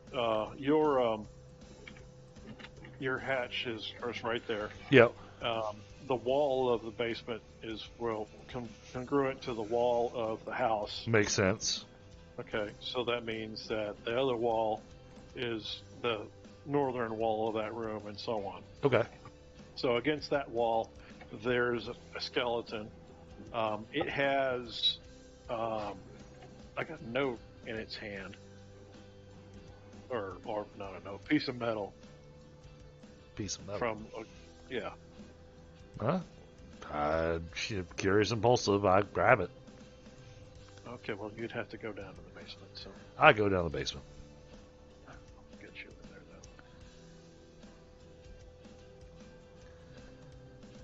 not to break the immersion, but Ghoulie, this will be your first time joining in on this particular stream. On Thursdays, it is tabletop night for me, and so we are doing a tabletop game tonight. And tonight, Scott is our game master, who's telling us the story of everything that's going on, and I'm playing a mutated weasel. Okay, and I have zero vision. Yeah, I know. I think it's because there's no illumination in here. Well, I got the door open above me, so I should have some illumination coming in. There we go. How about now? There we go. Oh, God. Okay. Oh, All right, God. so over in the other corner there, you can see Oh, God. some foot-long freaking cockroaches. Oh, God. Ah.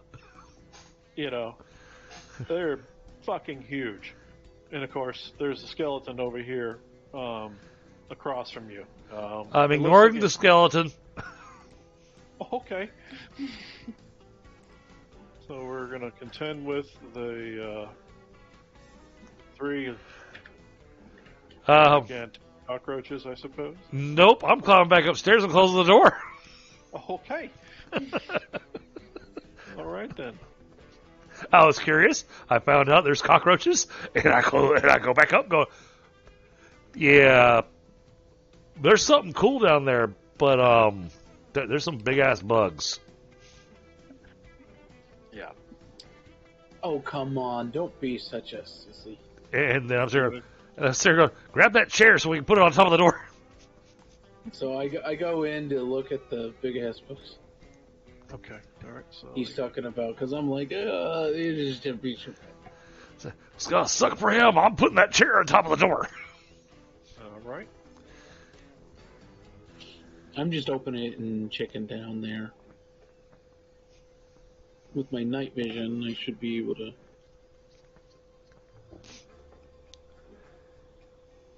All right. Sorry, you should be able to see on scene. Yeah, so I see these bugs. Mm-hmm. They're huge, Yeah, they're huge. like 12 inches long, the size of a football. Do they look hostile? Well, kind of, yeah. I mean, you've heard of these things. Call them rad roaches. Apparently, they can spit acid or something. See, that was exactly what I thought they might be. Yeah. So, But you didn't bring a bright light in there, so that hasn't disturbed them. But you can clearly see the skeleton, and you can see this. It has a little piece of metal in its hand. It's got something scratched on the metal.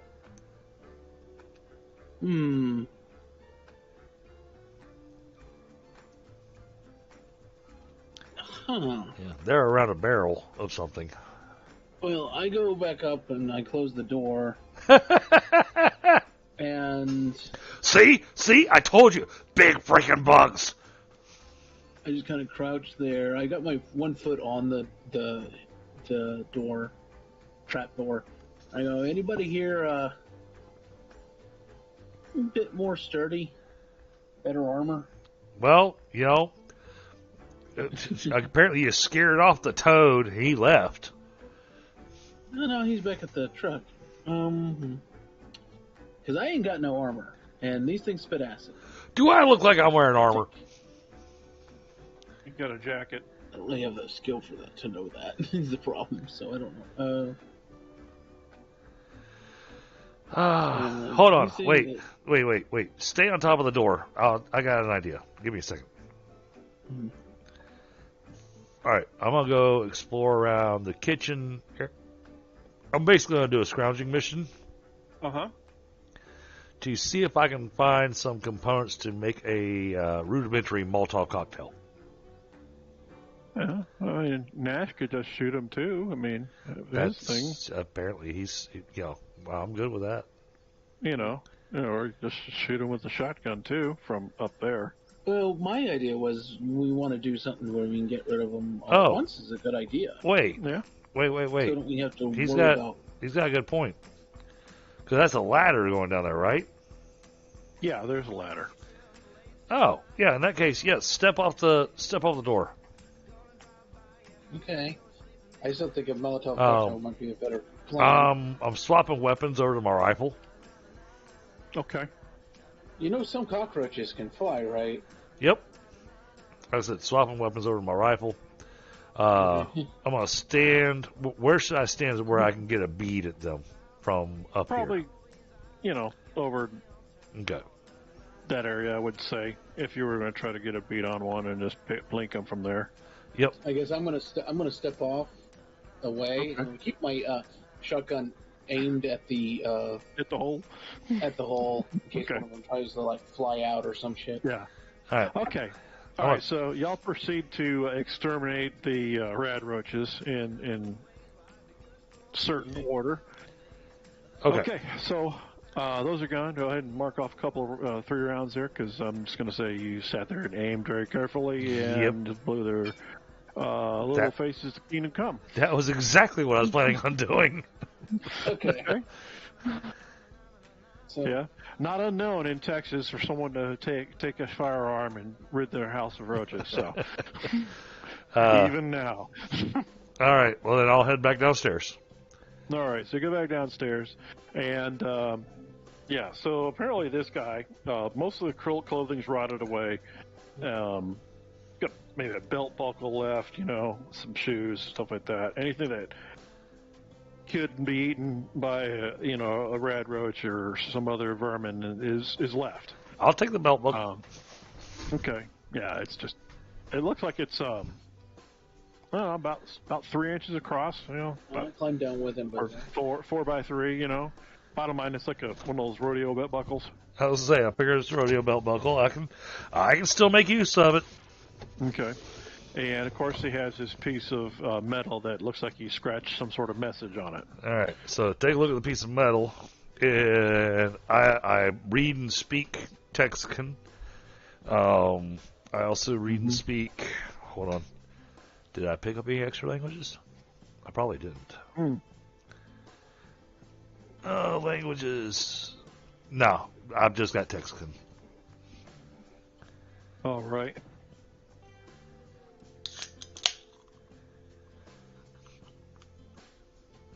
Okay.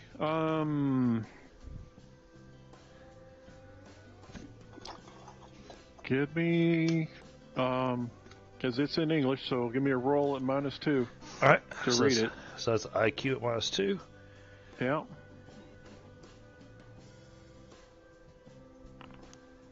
And he makes it. Okay, so here we have it. I'll show this to you, or I'll try to. Show to players. Okay. All right. So on it, here he was rather long-winded for scratching a note. It's getting hard to breathe. The world is poison, and it's finally gotten me. Well, fuck you, world. To the one who finds my bones, you struck it rich. In my greenhouse is buried $2 billion in bearer bonds and 5 gold bars. I hope when you dig that up, you put me in the hole. Good luck and thanks, Jeremiah Smythe. Well, the 5 gold bars pretty much is what grabbed my attention, because I imagine the bearer bonds have rotted away by now. Somewhere it's in the greenhouse. So, well, now, who would you even turn those bonds into? But do you even know what a bearer bond is? I don't know. The 5 gold bars. But the 5 gold bars, that definitely grabs my guy's attention. All right, so hey, Mr. Trader, how much to buy a shovel from you? I look at him. We're working together, so if I had a shovel, I just let you have it, use it. But I don't have a shovel. Okay, well then I'll make a shovel. Yeah, we Well, I figure there's enough materials in this house that it would not be hard to make a makeshift shovel. However, yeah, as excited as I am about that, I still want to check upstairs just to make sure we don't have any extra unwanted surprises. So I head upstairs. All right. it just occurred to me. once he's headed upstairs, it will occur to my character, oh, yeah, they have a greenhouse. They probably have a shovel.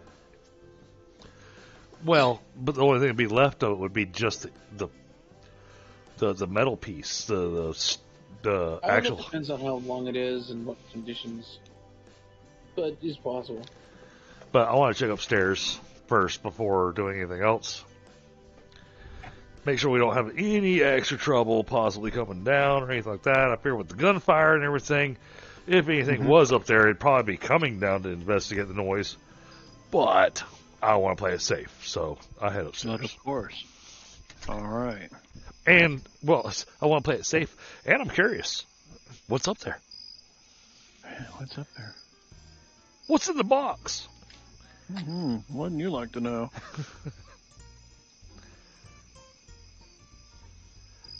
Okay. Well, going back to the ground level here.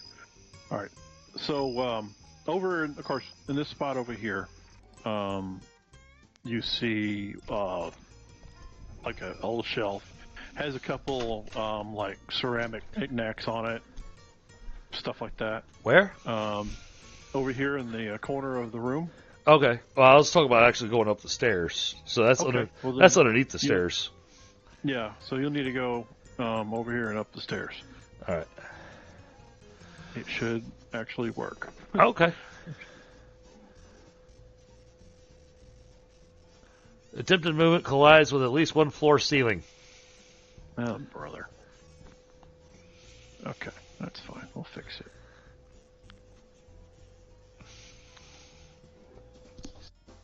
Mic off. Mic on. There you are. And yes, Frostbite, that was exactly what I was thinking there with those roaches. All right. Did you go up? You didn't go up, did you? I did. Oh, it was hard to tell. No, I did not go upstairs. All right, hold on. Let's change this to 3 then.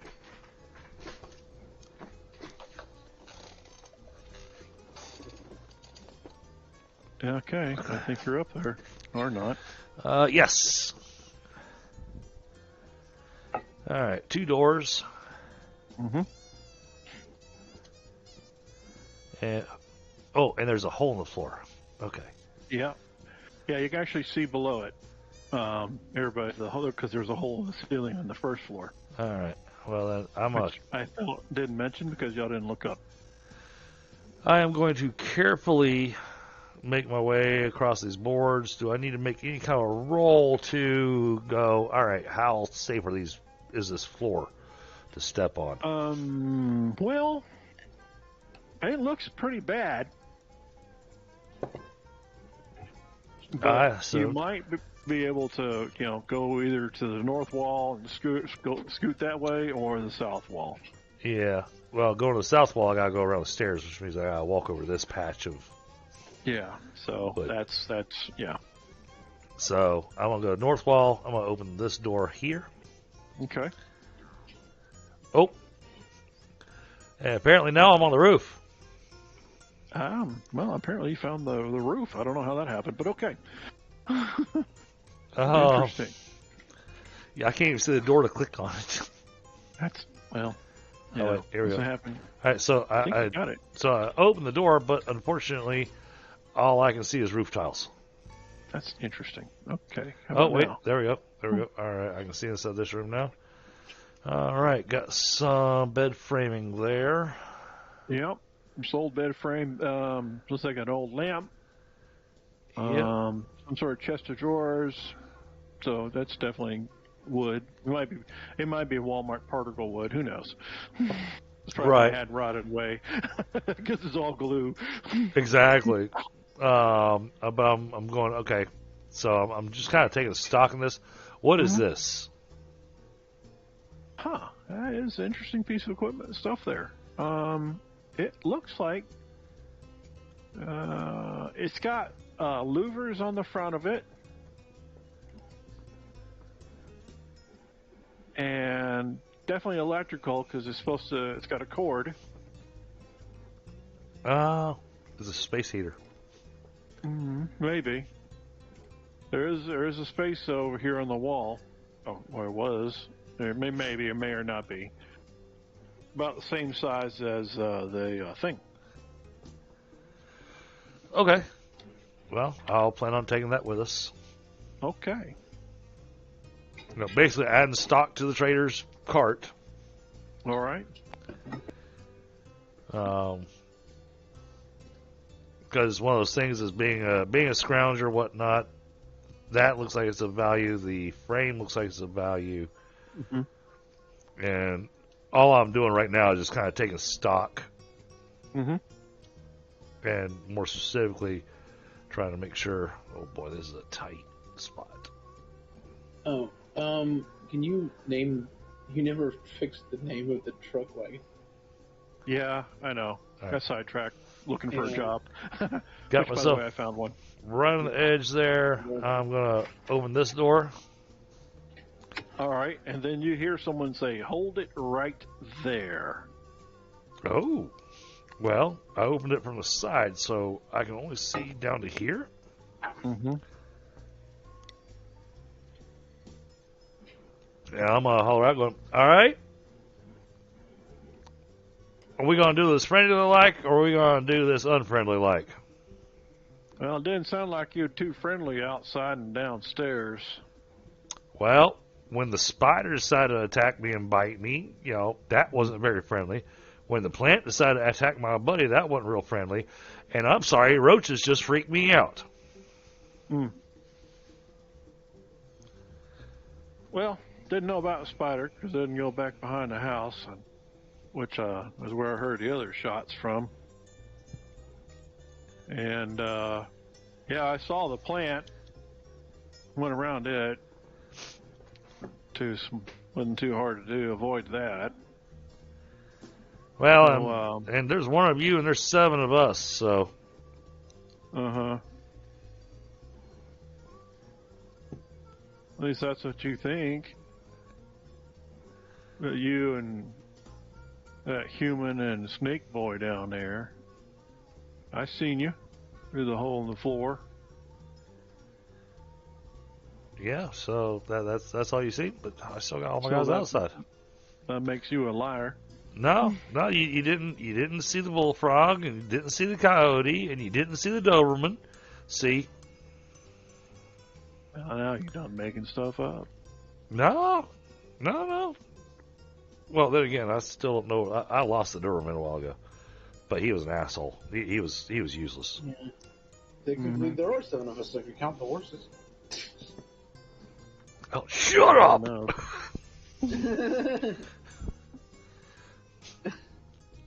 Then I got that idiot merchant downstairs. Yeah, I saw the mutant human. How much of this conversation am I here? Well, probably enough, because, I mean, there's a hole in the ceiling.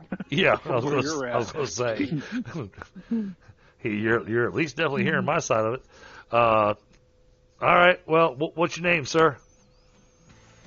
Actually, when you said hold it right there, I should have asked, was it a female voice or male voice? It is a female voice. Okay. Well, ma'am, what's your name? Who wants to know? Well, I'm Ignacio. Mm-hmm. I see you got a Mexican name.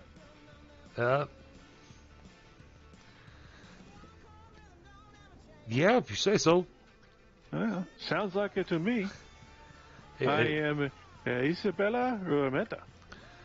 Ooh, that sounds like a beautiful name. My mother seemed to think so. Hopefully attached to a beautiful lady. My mother thought that once too. Well, then I tell you what. How about you put your weapon away? I'll put my weapon away. I'll step in there and we'll have a quick chat. Because we were looking for a place to get out of the storm. Yeah, that's why I'm in this room here. Away from the storm. All right, well, up to you. I can just close the door and go back downstairs, and we leave you alone, you leave us alone, and we part ways as happy acquaintances. That might be a good idea for the moment.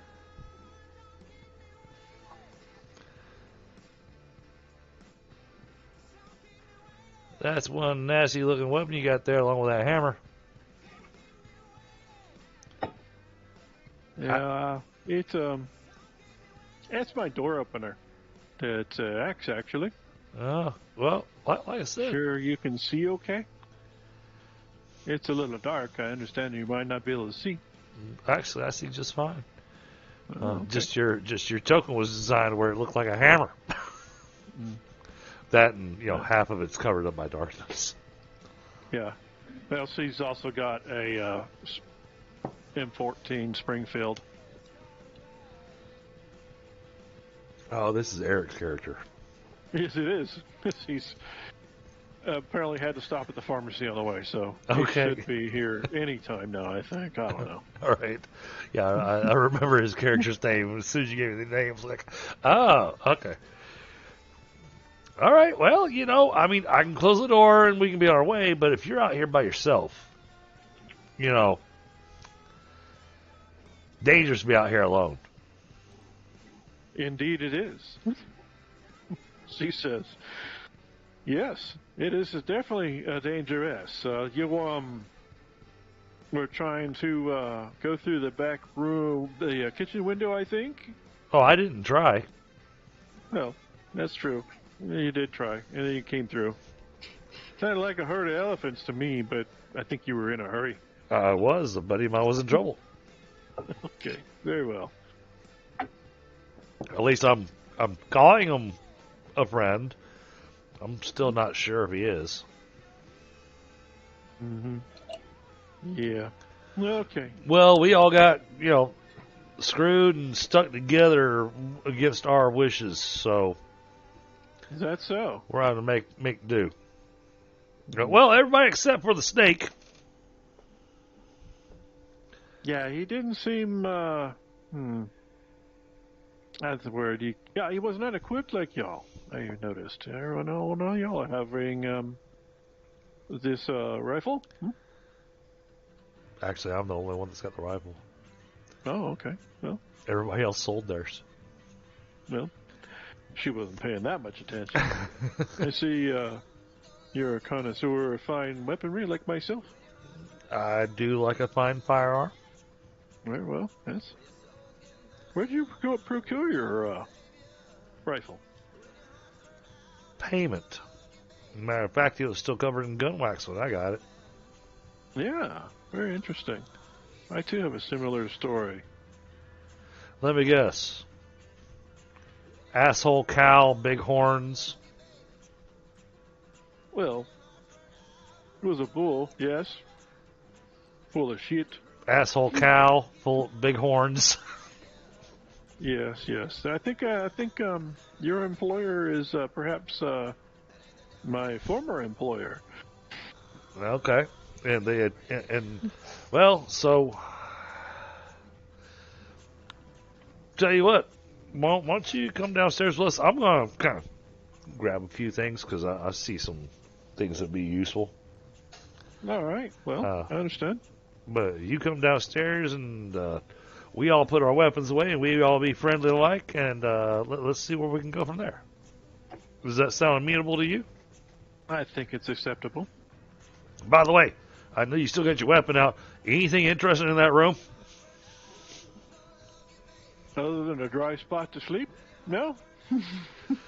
All right. And I'll move my token. Oh, and she falls straight to the floor. And she knew she would. She walked right in there. Hop right down. Oh, let me move my character. Oh, the game. I think you accidentally hit the space bar. Oh, I sure did. So sorry. Me and my fat elbow. All right, I'll make my way back downstairs. We do know the stuff that was upstairs, so we already know I'm going to do a scavenging in there. It looks like I need to make somewhere around 8 scavenging rolls. I'd say there's a few rolls to be made. I mean, if David is interested in looking for stuff as well, I'm not sure if that's his Dick? I mean, I can help, but I don't think I even have scrounging. Yeah, I'm the He's just in a receivership, that's all. yeah I'm the primary scavenger. Okay. I'm going to take advantage of this, and If search. I would like to. I realize that this doesn't exist in GURPS, but do we have an equivalent of taking my time? 'Cause I want to take my time scavenging There is this. a thing like that. There is. Funny you should ask, but yeah, you can actually take more time. Okay. There's And, plenty of it that I don't need to take a lot of time on, but the refrigerator I want to take my time on and really take the thing apart. Okay, yeah.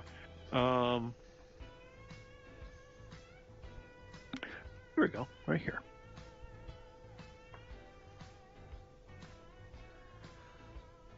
Well, apparently not, Frostbite. Apparently found a friend. Yeah, he found a friend.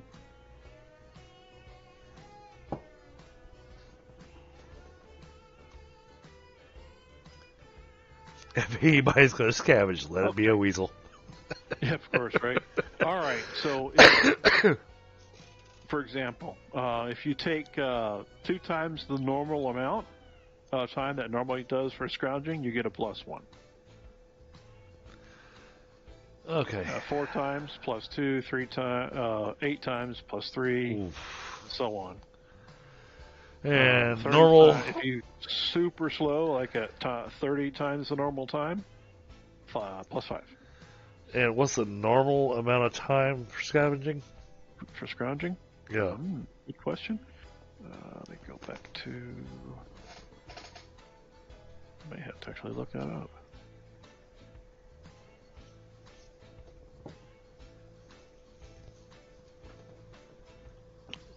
Eric's going to make it just in time for the end of the game session.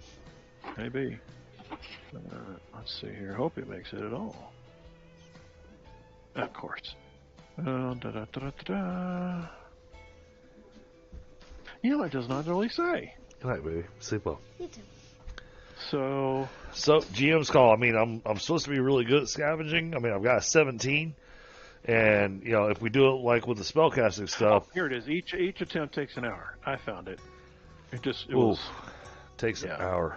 Okay. yeah. So it'll take an hour to take the refrigerator apart, basically. I'm only willing to put an extra hour into it. Actually, you know what? No, screw that. I'm not even going to put an extra hour into it. You know why? Just do your normal. Well, the reason being is because I've got a 17. Now, conversely, if you take less time, and you can take a minus Okay. as well. So if you cut your time down to 90%, or in this case, 54 minutes, it's a -1. If you cut it down to, I don't know, 20 by 20%, it's a -2. Oh, so wow. on. So it is not a even converse on the different directions. No, of course not. Well, would Yeah. write it that way, right? All right. No. I'm just going to standard 1 hour. Yeah. So here's the table for all that right there. That's I don't know if you can see this part here or not, but Oh, there it is. There it is. I found it. Task difficulty. Yep. Well, I made my roll, Taken. and I didn't bother doing any kind of special time. I do like the Okay, fact so- that these are actually highlightable for me to click on. That comes in Yep. really handy.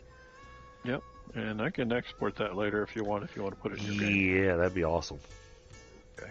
Either that, or I'll just set you back to assistant GM for a little while. Hey, 2A. Floristic, what's going on, buddy? Oh, yeah. Hey, you know what? You wouldn't believe it, but you've actually been Killed a plant. instrumental in. Well, he didn't just kill the plant, but he reeled the spider. Severely wounded the,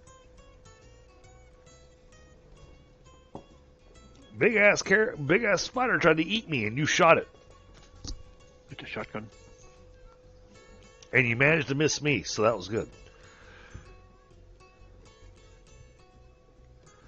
So I think made it by 7 on my scrounging on the refrigerator. We're good. Yes, you did. Yep. Okay. So I got all the goodies out of that. Mm-hmm. Out of curiosity, any canned food in there? No, it's been kind of cleaned out. I assumed. I had to ask. Of course. All right, we're gonna do the same thing with the stove because I know that's gonna have some electronics and some useful things in it. Yep. Okay. You'll need to do that. Take that apart. Yep, we're gonna take an hour doing that one. Where'd it go? Okay. Well, while you're doing that, David, is there anything you want to do in those 2 hours? That's technical or critical success. I made it by 10. Technically. While he's doing that,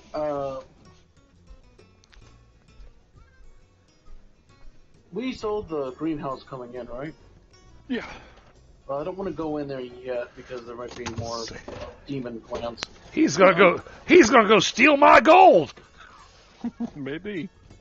But since it's a greenhouse, that means it's the outside's glass, right? What was that? What was that character's name from City Slickers? Curly, going after Curly's gold.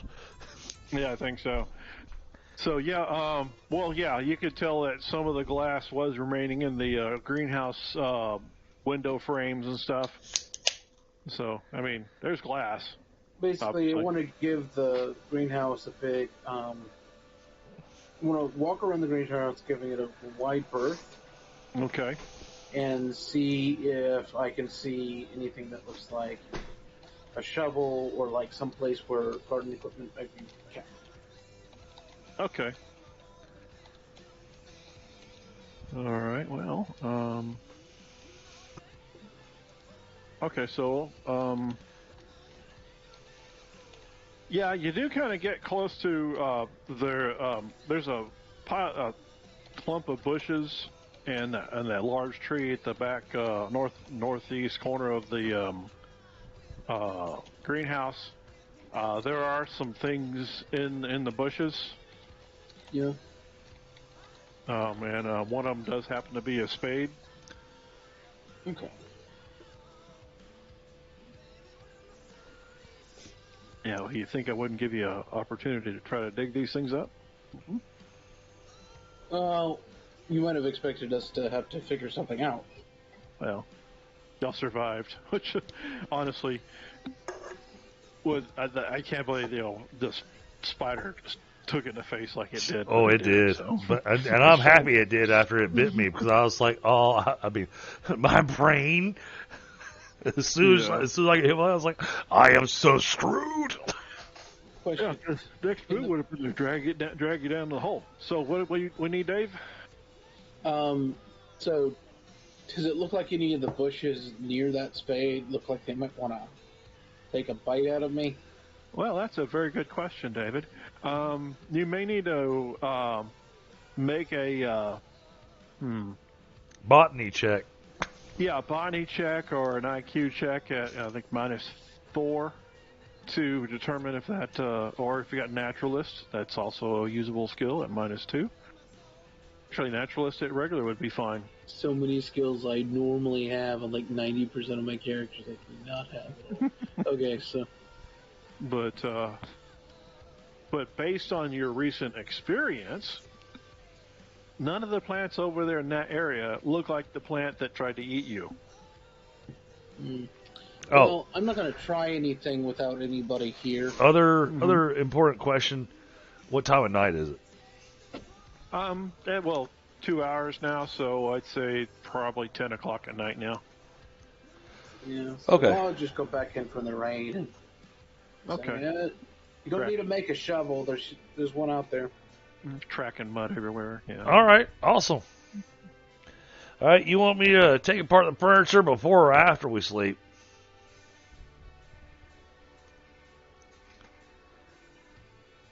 So I think if it looks like it's something that's cozy enough to sleep on, leave it alone. Otherwise, have fun. Mm-hmm. Well, the only stuff I'm interested in is the stuff that's covered in that weird leather. They've got springs and metal in them. That's what I'm looking to get. Mm-hmm. The wooden tables and stuff. That's useless.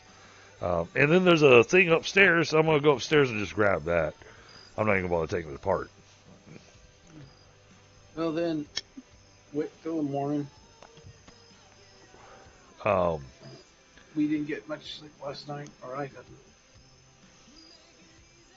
By the time I'm about to Can go you check the can you comfiest post couch and just can you sleep. post that note back up? Because I remember that it said greenhouse, but it didn't say. I don't think it said where in the greenhouse.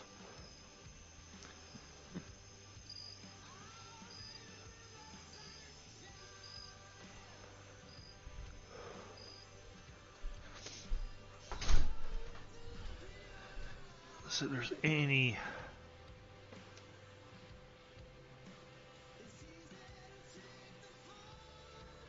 Well, I'll tell you what, I do plan on doing Jeremiah the favor, and I will bury his bones in the hole of wherever his gold is found. Yeah. Oh, I'm not completely heartless. Well, all right. I mean, yeah. Can I make a scrounging roll basically for the general house of any other things that I could take apart that would have some real, valuable things like metal, copper, I mean, that kind of stuff. Okay. Well, after tearing apart half of everything in the house, you come up with about probably 7 or 8 yards in copper wiring Okay. from the appliances and stuff. I mean, it's the small stuff, but definitely useful. When like rewiring a car or something like that. Yep. If there was any wiring in the walls, that's gone. People already stole that, so you missed out on that. Yeah. None of the 16 gauge wire or 12 gauge wire. No, none of that. There is a few pieces of pipe left in the house, so you can probably grab that. Okay. So that's 3/4 inch. We'll toss all that in the truck. Mm-hmm. And so the thing you did find though upstairs, that's an old through the wall room air conditioner. Oh. Oh, Okay, that has. Oh, that might have some interesting stuff because that's a sealed system, which means it might still have Freon in it. It's possible, yeah. Yeah, that's one of those ones that you can single room air HVAC in it. So. Yeah. I'm just thinking about the fact that it's a sealed system, so. Mm-hmm. Okay. Well, I mean, it's got a radiator. It's got a lot of stuff in it that could potentially be useful. Yeah, who knows? It may even be operational, for all we know, or could be put back into operation. So that may be for something too. So yeah, man, might be worth more whole than taken apart. Maybe. So take that thing as a whole piece for now. Okay. Yeah. Turn the refrigerator over, of course, if the door's still there. I mean, if you wanted to use the door or something, you could. Oh, I took the whole damn thing apart. Yeah, so you definitely have a door if you want to use the door for something. We'll add it. It's not necessarily as bulletproof as people like to think it is, based on recent movies. So Right. because that's a hell of a refrigerator for that one was a Mr. or Mrs. Smith. Absolutely. But I am getting that one for my new house. But yeah, so most of the furniture that does remain is that kind of particle board or plastic board type stuff. Might be useful if you break it down as in a reasonable fashion. So you'll probably get maybe, I'd say, maybe 6 square yards of that. Okay. Yeah, let's go ahead and throw that in the truck too then. I just want to make sure I don't use up too much time because I also know we need to get some rest, and we're going to be doing some digging in the morning because, sorry, gold bars ain't leaving without them. Well, you mean, at least you know that they're in that area somewhere. Right. I will. There's enough materials in here where I can make a handful of makeshift shovels, so there's more than just one shovel. So that we can have the entire crew work on shoveling in the morning. Yeah. Yeah, it's too bad you didn't have a mutated mole. Right. Partner. So. Mutated star-nosed mole. God, that's going to be weird. But, all right, well, then that's going to be the plan, is that I'll make some makeshift shovels so that we can all work together to dig up the greenhouse. And once we find the gold bars, we'll add those to our inventory. There's supposed to be 5 gold bars, so, if need be at the end of this, we can split the gold bars evenly, or we can sell them and then, because we've got the merchant that can sell them for a really high price, and we can take whatever he gets from them and then split that. Yeah. All right. And I say that, and yes, I do say that out loud. Okay. Yeah, that's fine. Yeah. Seems fair to me. Mm-hmm. Make sure everyone gets their time's worth. Yeah, well, I mean, apparently you're the best trader that's ever existed, so. Yeah, Well, I wouldn't say that. You're on an adventure with a bunch of bloodthirsty hoodlums. Well, I'm confident that you can get us better than the best price for them, so. Mm-hmm. I mean, I can get y'all better than what y'all might be able to pull off, but Yeah. I ain't the best trader ever. Oh, well, now you tell me. Oh, maybe he's just being humble. Yeah, that's it. I mean, Yeah, I see humble written all over his face, yeah. Yeah, really? Well, I will. I don't will. see anything written on his face. So you will in the morning. Yeah. My character sleeps with his face to the back of the couch. You're one of those guys that, like, when he has a sleeping bag, he zips it up all the way to this little hole. Right. Yeah, because nobody wants a dick on their face. But no, I don't want to spend too much time with the scrounging because I know we need to get rest. Yeah. Okay. So yeah, because you spent 2 hours tearing stuff apart and everything. So 3 hours now. You add the extra. So, given that it's 11 o'clock at night and sunrise is usually around 6, you're gonna get about 7 hours of sleep probably. Is the storm still going? It's just raining. Okay. It's not like it's not the. It's starting to taper off, if you will. So guys, we left some enemies behind.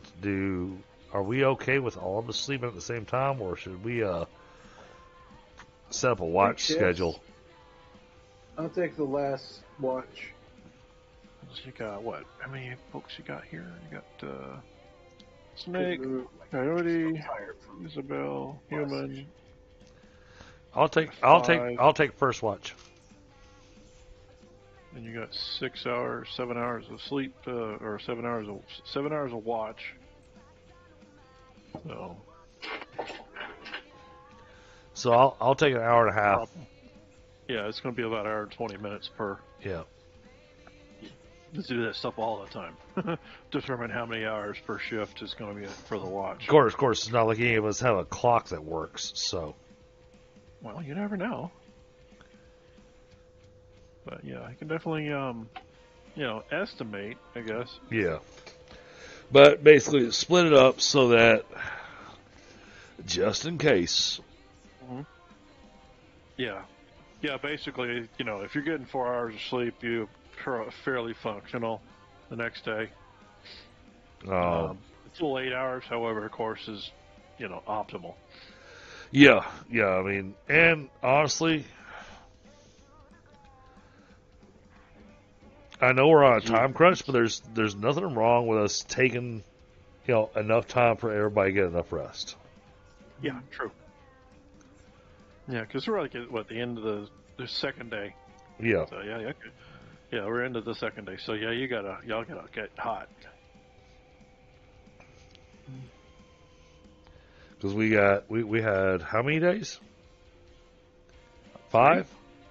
3 days. 3 or 5. What? I thought it was 5 days. I thought it was a week.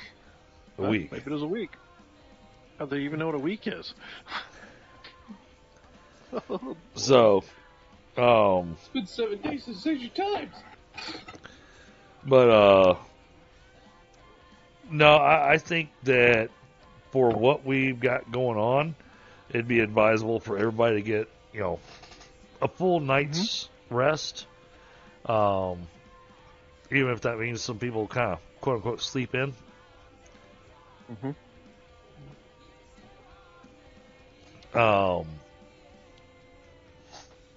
And then, of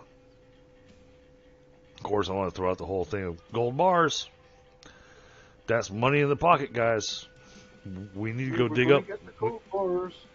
Need to go dig up that area and see if we can find, where they're at, and then, because it's the only right thing to do. Once we find them, then we'll take his bones and put them in the hole and cover them up. Instead of with the dead cockroach buddies. Because that's nasty. Exactly. So, all right. So, what do we need to roll, Scott? To find the gold tomorrow, the next day? Yep. That's a very good question. Let's see here. Let me think this over. Yeah, I make sure that someone else has always walked by a plant before I walk by. Because that's 8, 5, 6. Alright, so that's 48 square yards. Dig. But it'd be more of a pattern type thing because it's only got to be in one spot, so it's not like we're going to dig up the whole but thing. You have to, but like they do. Well, when they're doing a dig to find things, they grid it off. Yep. So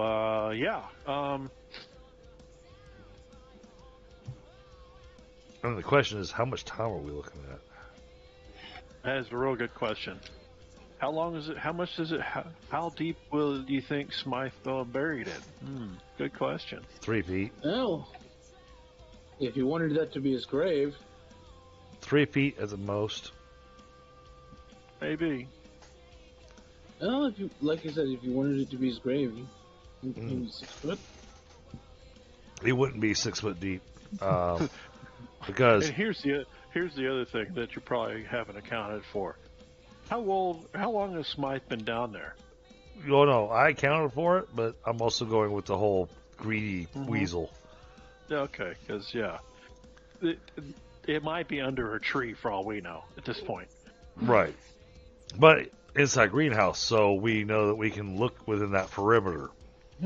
Yeah. Okay. Well, based on, I don't know, you're just guessing here, really. Let's say you're going to do a 1 square yard, 3 feet deep. So that's basically 1 cubic yard of dirt to dig. Yep. I'm going to go to the book and see how long it takes to dig up 1 cubic yard. I don't know if they even have that in there. That may be something that GURPS forgot to add in. You never know. But I'm going to look. But it's very rare for them to have forgotten to add in pretty much anything.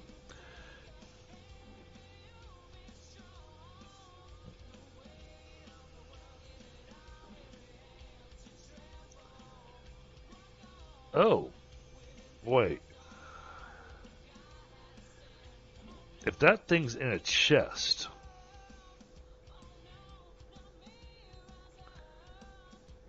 and it's been raining this long, I have an idea of how to shorten the time. Maybe. All right. Okay, so here we go. All right. So ordinary soil will be 4 times basic load in cubic feet per hour. And I think 1 cubic yard is 27 cubic feet. Because 3 times 3 times 3. So it would take basically 1 day to clear out 1 cubic yard of dirt. Jeez. 1 man. Giving it ordinary soil. Okay. I'm gonna try something.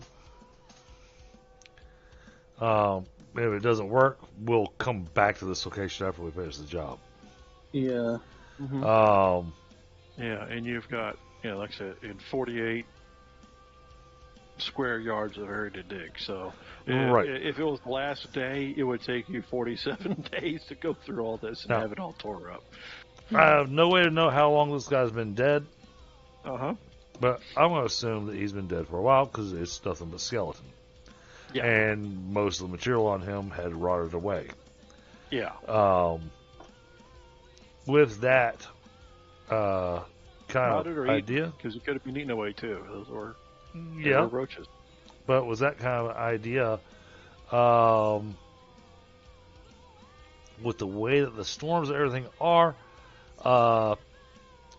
wherever the chest is, it will be slightly elevated. Maybe. That's I'm running a guesstimation here. Mm-hmm. So I'd like to basically do a perception check to see where the most elevated spot is in the supposed greenhouse area. All right. All right, what we got here? Okay, so your most elevated area, of course, is near the base of the large dead tree toward the front of the entrance of the greenhouse, which is, right there. Well, let me move my character so I can go outside and look. Because, you might as well be out there if you're going to be doing a perception check. All right, so you got the tree here. Yep. Yeah. So the ground around it is higher, and that's partly because of the root growth and everything else. Right. Is there any other area that in the back along here there is a raised area of uniform length, width, and height? Okay. So that's uniform over there. Yeah. But over here, not uniform, but it could be just because of the roots. Right. And it looks like we have one. Looks like we have one plant that actually has some fruit on it. Yeah, could be fruit, could not be, or it could be a fruit of sorts. Yeah. And then of course right here, where there used to be a stone wall. You could also bring me outside too. Well, that's up to you. You could have followed me. Wait, brain fart. I had a brain fart. I kind of forgot this was the same map. Yeah. Yeah, it's just dark. That's it. Dark. It's not dark anymore. So. You could have followed me. Let me change the lighting, so it is not dark anymore. Yeah, I was, for some reason, I was thinking inside was a separate map from outside. Don't forget to turn off your night vision, Patrick. I did before he even did that because he said he was doing it. So, tiger. I do not own any token within this scene. Oh, that was weird. Okay, it just had a weird hiccup. Okay, wait. Mm-hmm. So there's pavers here. Oh, that's not pavers. That's glass. That's glass. Okay. Glass. Oh. All right, I might not be able to collect the gold right now, but if there's panes of glass that are this size, I'll say let's collect that to take with us. Okay. I mean, they're like busted and stuff. It's busted, cracked up. Let's not do that. And let's make sure we go and grab Curly's note off of his body. Yeah. and take that with us, Was Jeremiah, by the way. or Jeremiah take Jeremiah's note with us. And Jeremiah was his name. well, he was a bullfrog. Sorry, But yeah, let's not bother with the glass. but to dig this up, I think it's going to take too much time, and we're on a crunch line on our job. So I think make ourselves a reminder to come back here after the job. Yep. All right. You good with that? Yep. All right. Well, then let's go get in the cars, and I think we've looted what we can out of here for now. Yep. And we'll come back and we'll strip the rest of it bare later. Yeah. Okay. Yeah. Isabella says, "You got a vehicle? Excellent. And we're walking. Very good." Well, yeah. Hop in the car, or hop in the truck. Take your pick. I think I'll go with the powered transportation. Mm-hmm. Besides, the seats, they look very nice. All right. And then we'll leave this map and continue on up the road. Okay. So you get further along the road. Eventually, you get to the part where it turns west and and heads west until you get to the to a portion of the highway where you can see some old docks or something like that sticking out along the shore of the lake. As soon as I can barely see the docks, I'm going to stop. Okay. The rest of it I want to do on foot. All right. Well, number one, boat docks. High likelihood that it's protected. Maybe.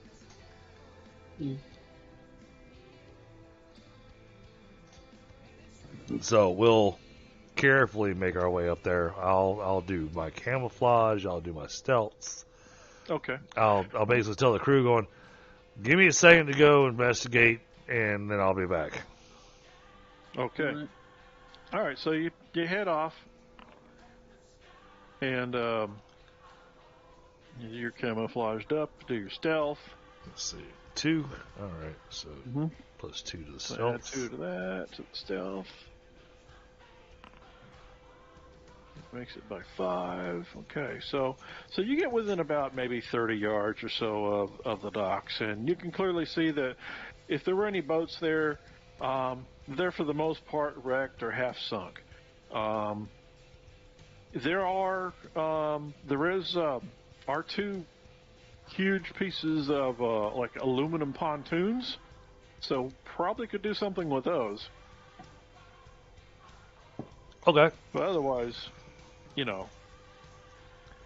all you have there is just basically the frame holding the 2 aluminum pontoons together. Now, typically when there's boat docks, there's, because you typically have a bit of a steep decline into where the lake is, which means there's an elevated area. I'd like to get up to the elevated area.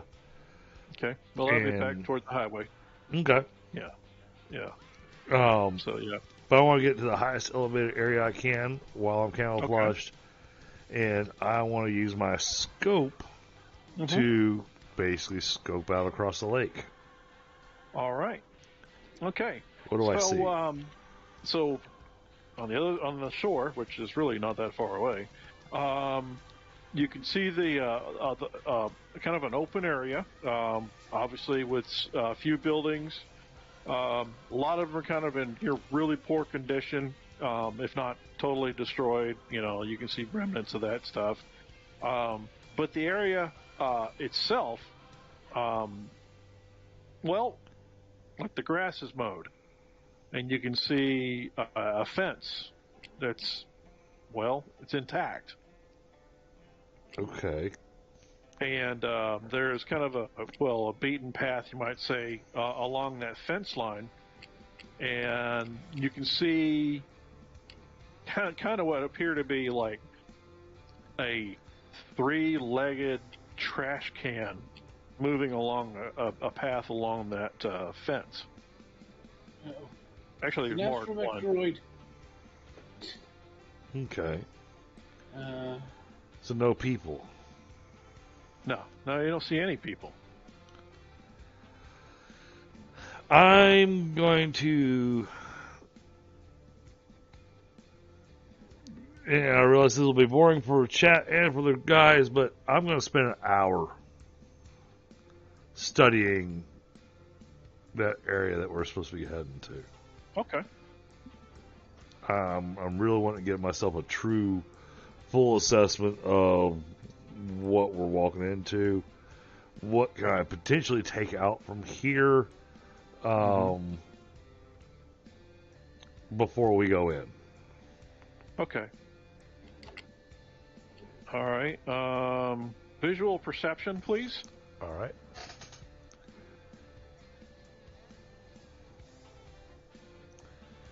You're looking through a scope. Spend an hour looking. Yeah. It'll give you something, maybe.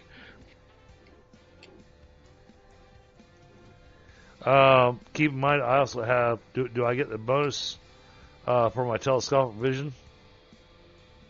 I'm already figuring the telescopic vision for the range modifiers. Gotcha. So I'm not taking a penalty. Gotcha. No. Okay. All right. So further in, of course, you can see kind of a stand of trees, and the morning sun catches a kind of a gleam off of something kind of a long angular and metallic of some sort, fairly clean, really nice looking. Can't really identify it, but it is at least probably 8, 9, 10 feet tall, maybe. Okay. And fairly long. And you can't see the lower half of it because, well, bushes and stuff. But Gotcha. It is definitely parked in the tree line.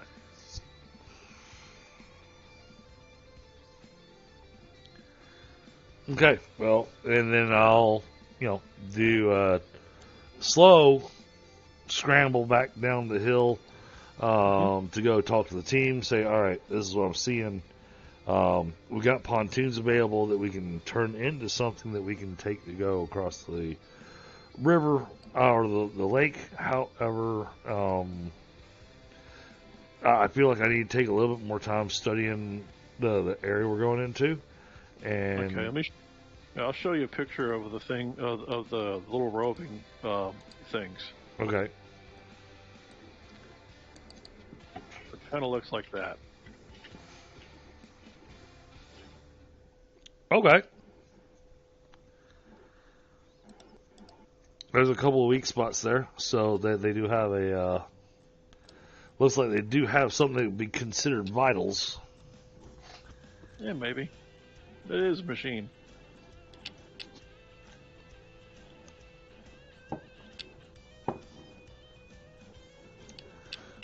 So what I plan on doing is I'm gonna pop off a few shots from up here. And then basically we're gonna be testing reactions, see what happens.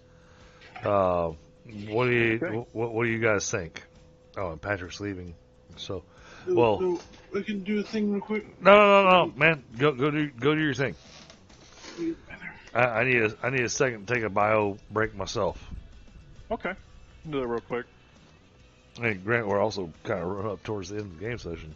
Yeah, I was trying to stall to see if I can grab Eric and get him in here for a few. Yeah, But yeah. It doesn't look like it's going to happen. I mean, I'm okay with running for another half hour, but I'm also trying not to advance any further. Yeah, I don't want to get y'all into a firefight or some crap like that right at the end of a game session. Or if there is a situation, it'll be a cliffhanger. So, here's some interesting questions. Mm-hmm. My character might not know what they are specifically, but do I see anything that looks like security cameras? From where you're at, no. No, you don't. Okay. Do I see the generator? Just buildings. Just buildings. All right. So Yeah, like I said, there's just one or two left standing. This place might have been shot at or attacked before or something like that, but you can tell that, yeah, there's a couple of copses of trees. There's a few buildings. Most everything, if it is wreckage or just tarmac. Right, but we also know that this is a specific gang territory, so It's true. I'm a little concerned that I'm not seeing any people. Mm.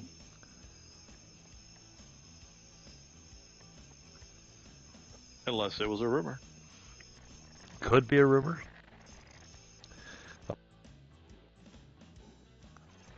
Yeah, remember, you did get the warning about certain death, though. Yes, but as long as the rest of the crew's okay with it, I'm okay with spending a couple extra hours, surveying the area and just watching patterns and all that, all those different things that you can do over that long period of time. All right.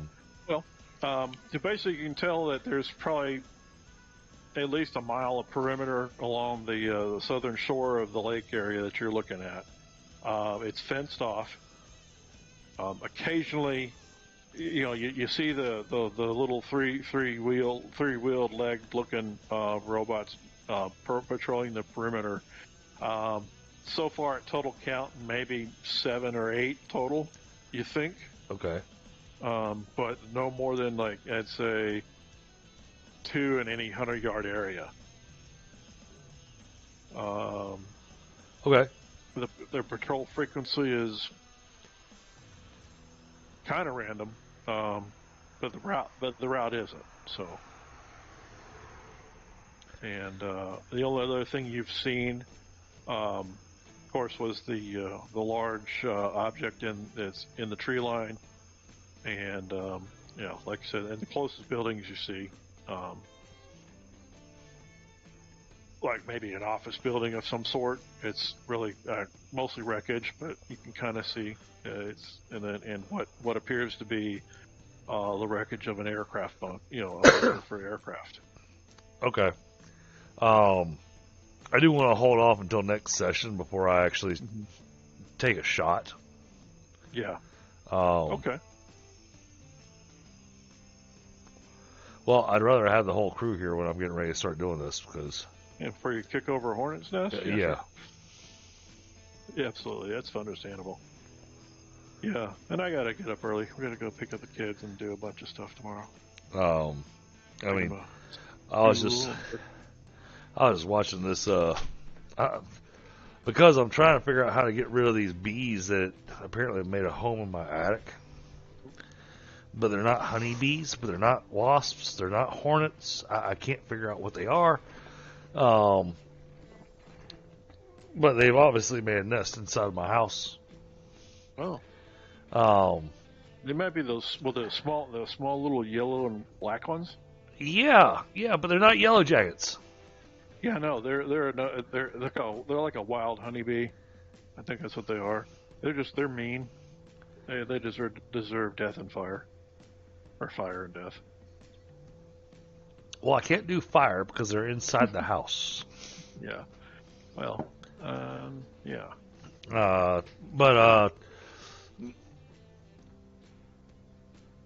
Yeah, they are about the size of a honeybee. Yeah. Yeah, but if their bodies are leaner than like a regular honeybee, they are. Yeah, that's the ones. Yeah, I know of them. Yeah, it's kind of like a wild honeybee. But they're different. But it's just not the domesticated kind, if you will.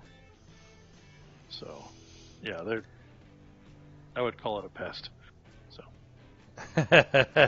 Oh, okay. Hold on. I gotta do this for Floristic. Let me get over here to Discord. yeah, I see.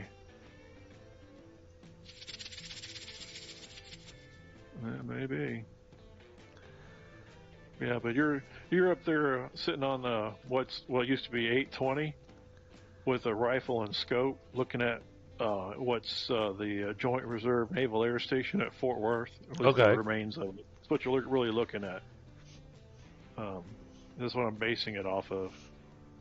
Hey, I do So. plan on taking some pot shots at these quote unquote I know you droids, but Yeah, uh, you should probably wait till next session. yeah, Or maybe we could do it now and cliffhanger the whole thing. we could. I mean, I do want to make sure I'm camouflaged. Okay. All right. Well, the last time I checked, you had a stealth of 5 success. Yep. Okay. And so if you're braced and aiming, so let's see here. So if I throw this in, And aiming, you do determined attack.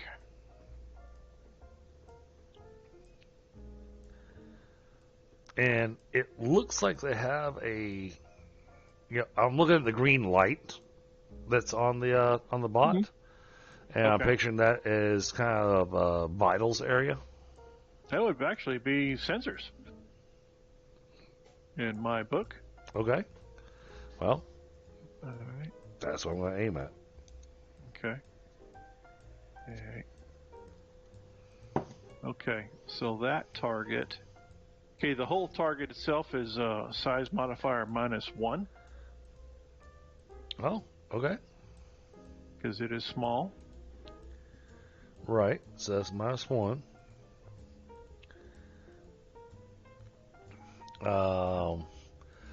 Now we got to figure out range because it's a long distance. Well, I know. We talked about that. yeah. And let me go back to my GM screen.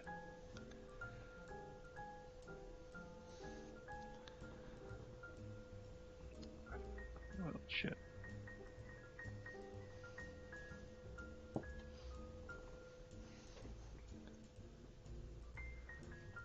Yeah, why not end this on a cliffhanger and end this with a... It would be the extreme range for frickin' action, which I don't. Which I'm trying to find, and I do not find. Oh, I was just saying, yeah. -7. You know what? I'm cool with this. Let's end it with a cliffhanger and let me take one shot and let you give a description and then call it there. Yeah, that's what I'm kind of hoping to do. It sounds more fun. Let's see if it's here. Open Sesame. I thought I had that already in here. Okay, I know where it is. It's under exploits. Let's see, braced. Yeah, that's a +1. Yep, I'm adding in the braced. Don't need to worry about the darkness. No, we're pretty much middle of the day. Take a look at chat on the stream. Floristic's actually he's engaging.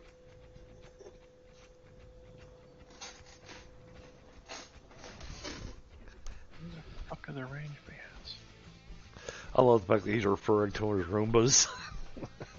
Oh, that's kind of well, they're not that, but they're kind of are.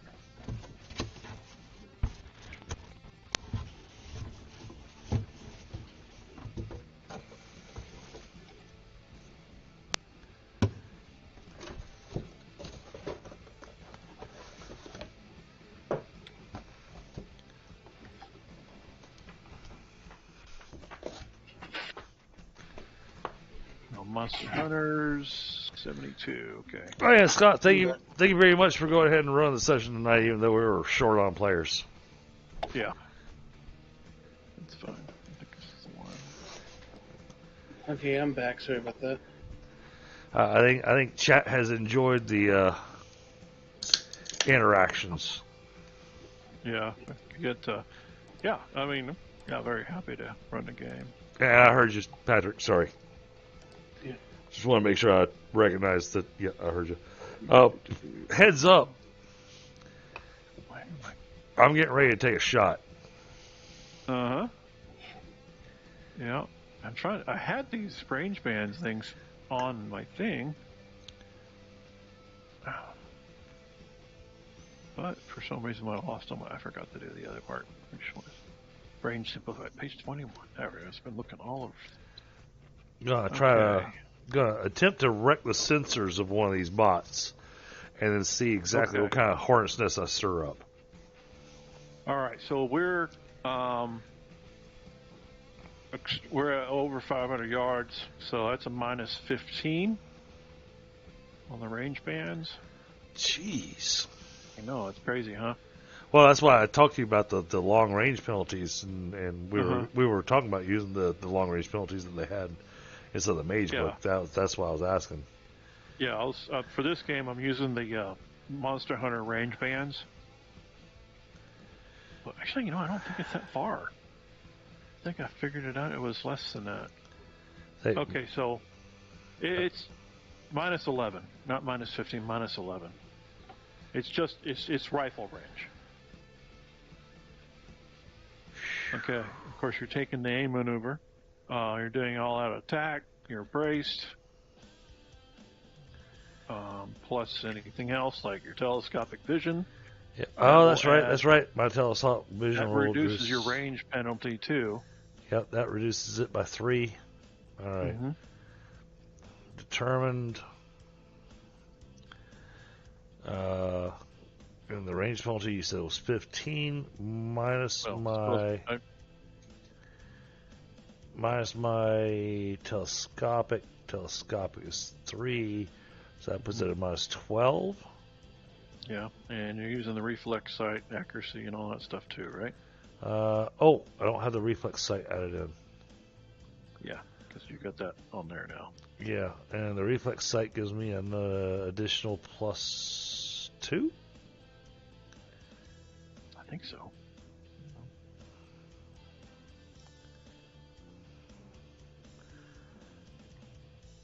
Spell, look that up. Equipment.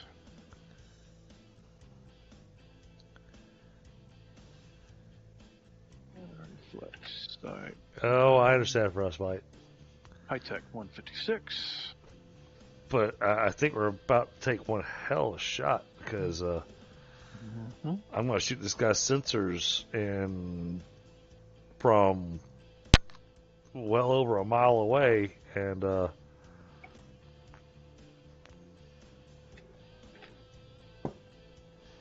because this is a 500-yard shot.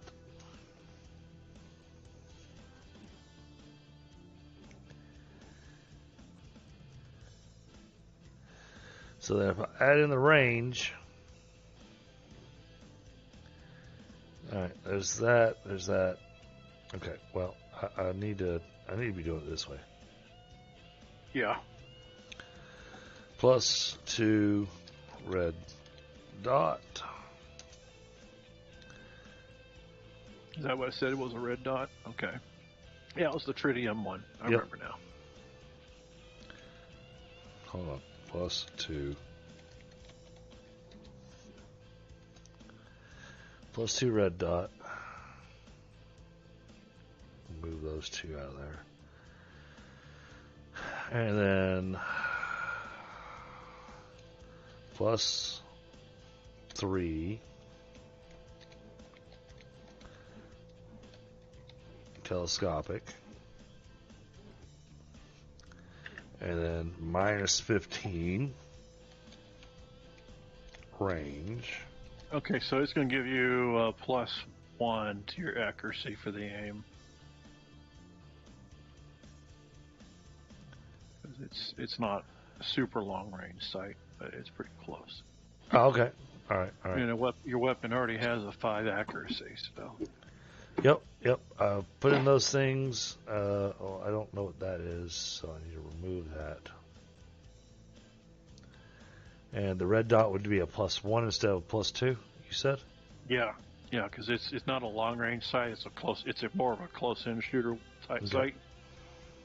When you get a hold of more a longer range fixed power or more variable power scope, then Well, I mean, you did say there's a variable scope. Mm-hmm. Yeah, it was, but it's short. It varies within, 2 to 3 power. And the sensors. Oh, that's what the other -1 was for. -1. Well, the sensors are going to be a hard shot anyway because they're at -9, like an eye. Right. Or 7, I forget now. Go back to that guy and open up the thing. Sorry, -7. That's what it's supposed to be. 7. Not 9. Yeah, not 7. Not 9, 7. Yeah. Oh, Eric's not gonna make it tonight. That's No. damn sure. No, because we're about to wrap up. But they say aim small, miss small. So any miss by 1. Yep. And yeah. Well, that drops me well below what I'd like to be working with. Do I see anything else on it that's other than the sensor thing? Do I see anything else that looks like it could be a viable target that might be easier to aim at? Well, it's small. The thing is small, so it's probably not heavily armored. So it'd probably just go center mass. All right, we'll do that. Think about it. Something that small it's not carrying an inch armor. Yep, we'll do. It ain't gonna move on those little wheels it Right. has. All right, we'll go center mass then. Yeah.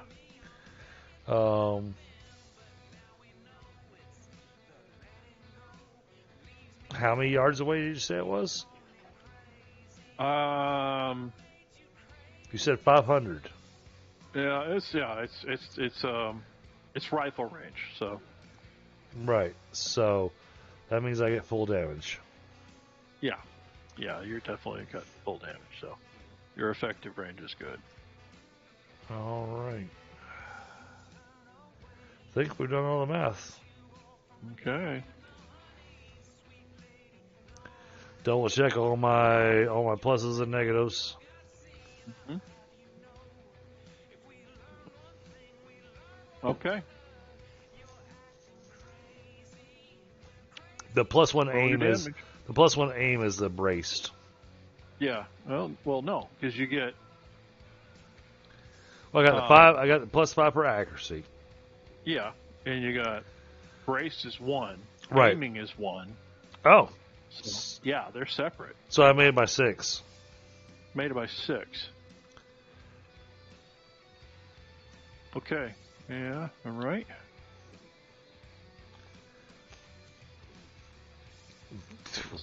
23 points of damage. Yeah, that's pretty scary.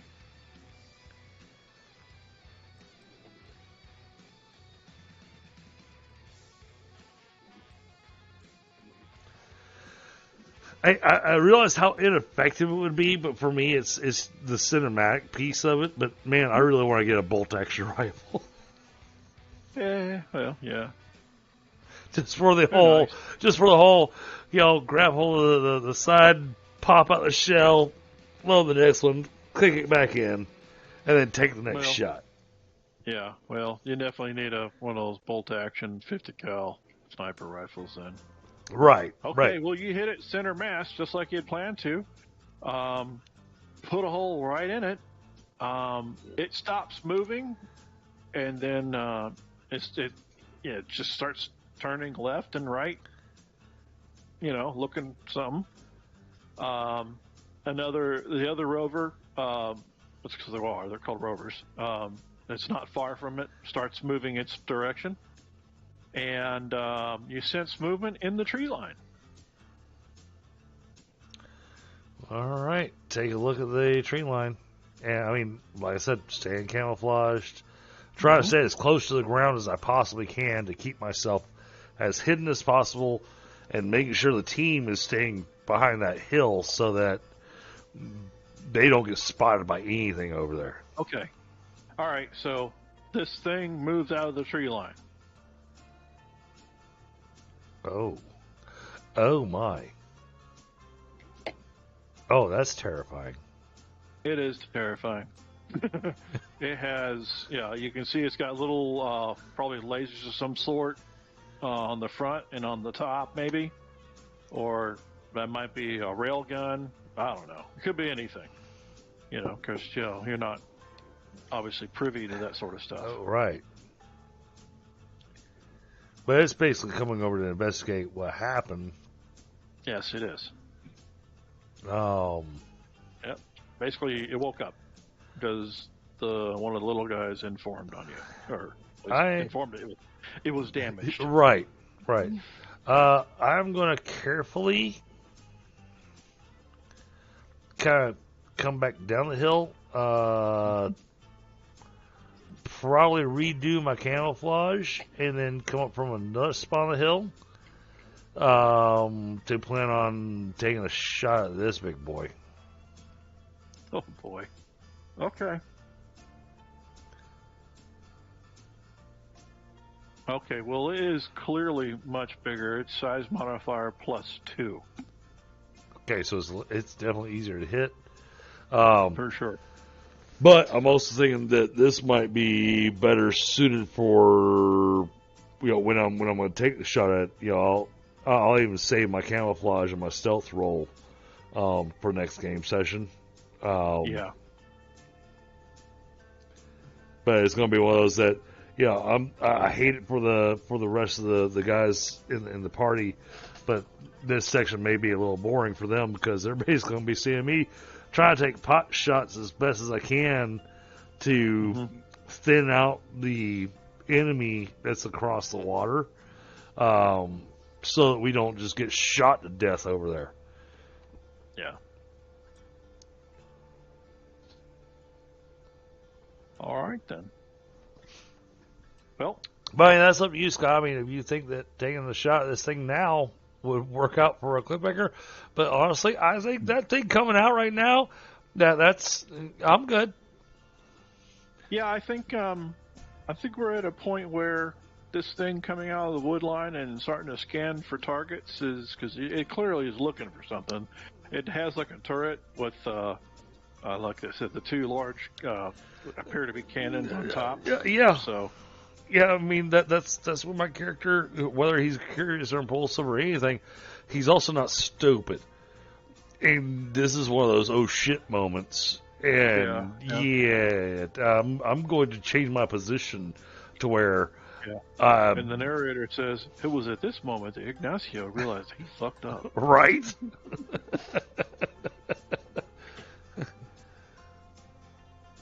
Yes, yeah. Frostbite. He does have really high accuracy. He just needs a bigger rifle. I do. You need a payload rifle or something, like a 20 millimeter. And just wait. So chat. I was talking with Scott prior to starting the game. If Ignacio eats it, which has high probabilities at this point. Well, even at this point, being overconfident, curious, and impulsive, you basically wrote your character a death sentence, but it makes them entertaining. Yeah, but did you kill the entire party in the process? I'm working on it. But I have a character in mind. I'm actually going to build it between now and next game session so that if Ignacio eats it, I'll have a new character ready to bring in. Patrick. I can't even say Patrick. It's actually Scott. Scott, you're the one that inspired me on this one. Did I? You did, with one of your superheroes characters. Major America. Major America? Yeah, that's me. Major America. And I went, you know what? I'm gonna make that for the mutant game. And I'm gonna make him super patriotic. Mm-hmm. And he's gonna have his two 10mm Freedom dispensers.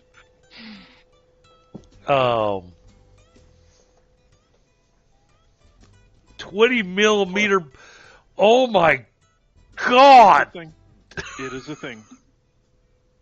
I actually statted it out too. What the hell's the recoil on that? Well, it has a muzzle brake, so that helps. I don't think you can put a silencer on that. Well, I didn't say it was a silencer. I said it's a muzzle brake. Yeah. Made by Anzio Ironworks. Wow.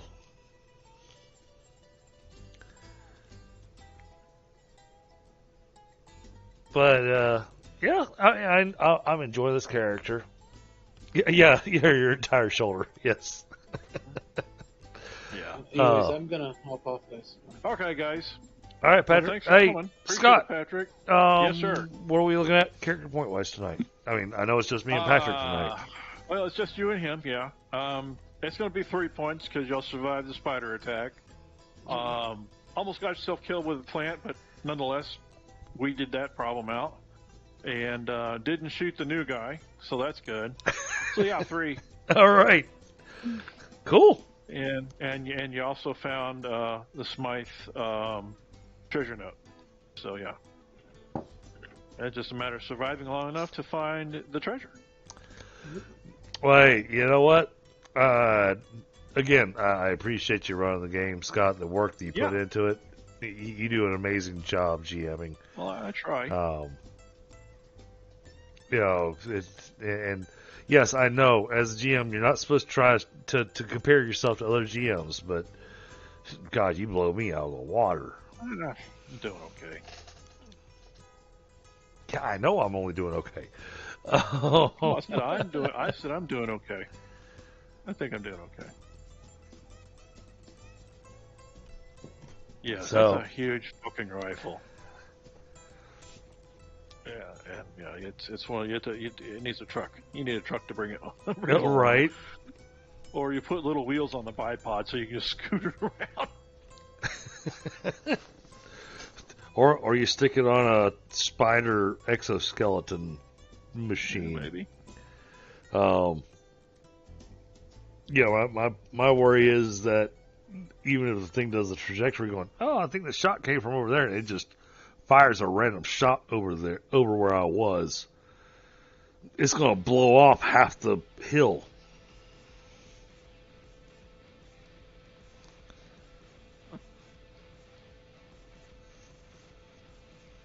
I guess they're out of business. That's too bad. Well, yeah. Oh. Great game. What? Oh, I know I'm going to aim out on this thing. Maybe. Maybe not. Joints. This is one of the times you wish you had an RPG or two. Yeah. But I'm looking at the whole... Alright, I might not be able to take the thing out, but if I can wreck its mobility, then that'll help. Yeah, true. So I think that'll be the plan next game session. I'm going to try to wreck this thing's mobility. All right. And Fleshsick says, sorry I couldn't make it. He will be here next time. Yeah, I hope so. It's going to be fun. Scott, heads up. Yes. And this is also for chat. I gotta double check when it is, but I'm pretty certain it is tail end of October. So basically the 15th through the 28th. I am gonna be unavailable. So that means that the game session that would be happening on that week, yeah. 21st to 5th. The 19th. Yeah, October 19th, my parents' anniversary. Yeah. I will not be able to show up to the game, and there will be no game on the 26th. Okay. Yeah, understood. I'll probably have the grandkids over that weekend anyway, so we'll be prepping. I have to travel up to Pennsylvania. Yeah. All right. To go do, hardware audits. Yay. Yeah, what fun. But again, thank you so much, Scott. You ran a sure. fantastic game, and thank you That's for right. thank you for running, even though we had a limited crew tonight. Yeah, it was a little bummer that, everybody else couldn't make it, but at the same time, we do need to progress the story a little bit. Yeah. And shopping and scrounging wasn't that much fun. But, yeah, you ran your character on the back of the house before I had a chance to catch up with you and go, hey, you see something? You walked right over the top of it. I'm like, God damn it, Chris, stop. But that's okay. Yeah, the spider was supposed to be able to pop out, bite someone, and then drag him back in, but I didn't even get a chance to do any dragging. I bet you, but Oh, I mean, got a face full of buckshot and arrows. If nothing else, you still managed to scare the shit out of me, because I'm going, yeah. Oh, that's a spider. That's a big spider. Yeah, I know. And it's in my face. I don't like this. Yeah, I wanted to use a spider at some point, but I was really trying to stay away from the cliche. Ooh, spider webs. Ooh, this or that. No, we're going to do something that, one of nature's best, and happen to catch some David Attenborough talking about the trapdoor spider. Trapdoor spiders. Those are always some of my favorite spiders in the world. Yeah, I mean, they're cool. Yeah, it's a hunting spider, so. But yeah, it's an ambush predator. Them and the wolf spiders. And the only reason I like wolf spiders so much is, well, number one, because they look damn cool. And, they got racist stripes. And number two, because they go after black widows and brown recluses and eat them. Oh, I know. They're big but scary. Yeah. And my wife is, well, anything that has more legs than a human, and isn't cute, yeah. But she doesn't care for dogs because they're just nasty. Yeah, we don't have any animals in the house, so. Hey, when I was living with one of my best friends, and when I say one of my best friends, most people, when you have a roommate, you live together for a maximum of 3 years. Mm-hmm. And at which point, you've exhausted your livability with each other. Mm-hmm. This guy, Jeff, and I, people started thinking that Jeff and I were gay. Because we lived together for 8 years. And it wasn't that we're, anything. It was just like, it worked. Mm-hmm. Our system worked, and both of us were of the opinion going, if it works, don't fix it. That's right, yeah. But when we lived in a house out in Greer, we had we referred to it as being a pet wolf spider. It was a giant wolf spider that lived in our garage, and we named it George. Of course. And then one day I came out, and George was walking across the stairs across the entryway to get inside from the garage. But it was moving really slow, and it looked like it had gotten really sick. Mm-hmm.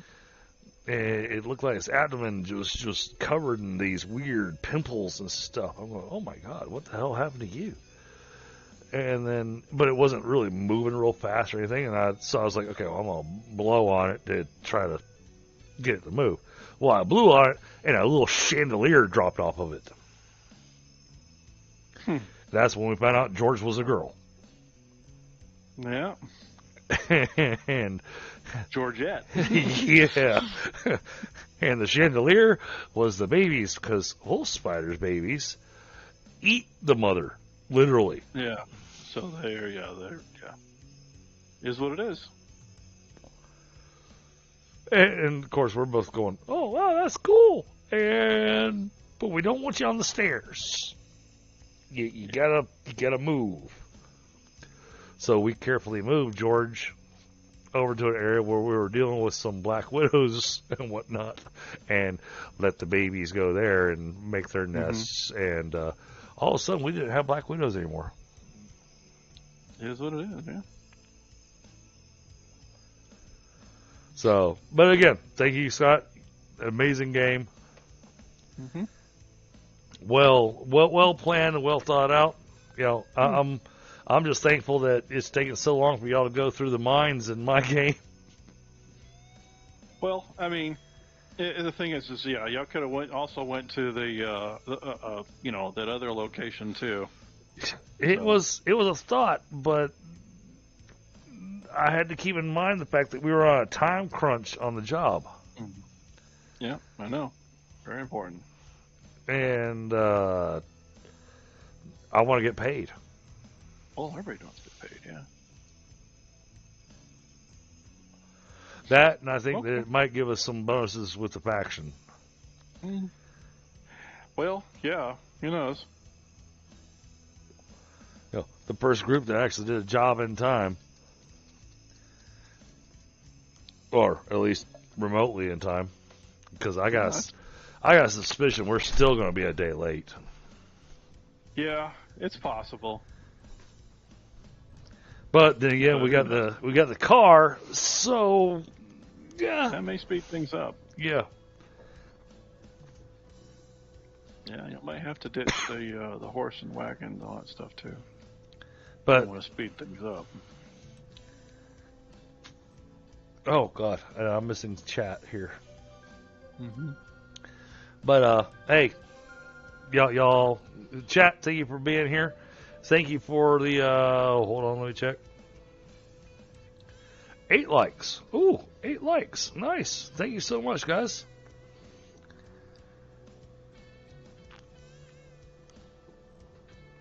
Yeah, and Florisic's now saying that he stayed behind to go dig up the gold. Oh, he wants to stay behind? He's going to be there a hot minute. We're going to come back. He's still going to be digging. It'll be like Minecraft, just pulling out holes. But, hey, guys, thank you so much for being here. Thank you for watching the stream. It's really appreciated. And I'm liking the fact that we are getting more viewership on the tabletop games. It's really awesome. Now, one of the things you can't hear Scott is because if you actually turned up the volume on the stream, then you'd want it with an echo. But I've actually got background music that I've got running on the stream. And for tonight, I had the blues running. Something peaceful, something. Next game session, I'm probably going to change it up to rock because, I think this is going to get intense. Not that the spider wasn't intense. Oh my God. I honestly thought my character had bit it. You brought a spider. I'm like, yep, this is where I die. You got lucky. I did. And then the lucky was a health roll. Oh. Well, I mean, hell, you told me it was a -4 in the health roll. I'm sitting going, all right, so that means I got to roll 7 or below. This is going to suck. And then I rolled a 5. And I'm like, oh. Apparently my character's meant to survive. Yeah, you got freaking lucky. What amazed me though was the plant dodging the shotgun blast. Yes. It's like unbelievable. I'm like, okay, fine. Then everyone else just blows it the hell away. I'm like, okay. But that was just hilarious. Like, David had the worst luck. Didn't dodge the bite. Plant didn't dodge. Like, it was just going to die right here at the front door. But I think I'm going to be encouraging more blind GM rolls in my game as well as in your game, especially with the rolls that the players really shouldn't know the outcome on, like the perception checks and that kind of stuff. It should be done blind. And definitely. And I really liked that tonight. The fact that I made sure that I'd set myself to blind making those rolls. Stealth rolls should also be blind. Yeah, because you can't know. You really don't need. Yeah, you don't want to know that for the sake of argument.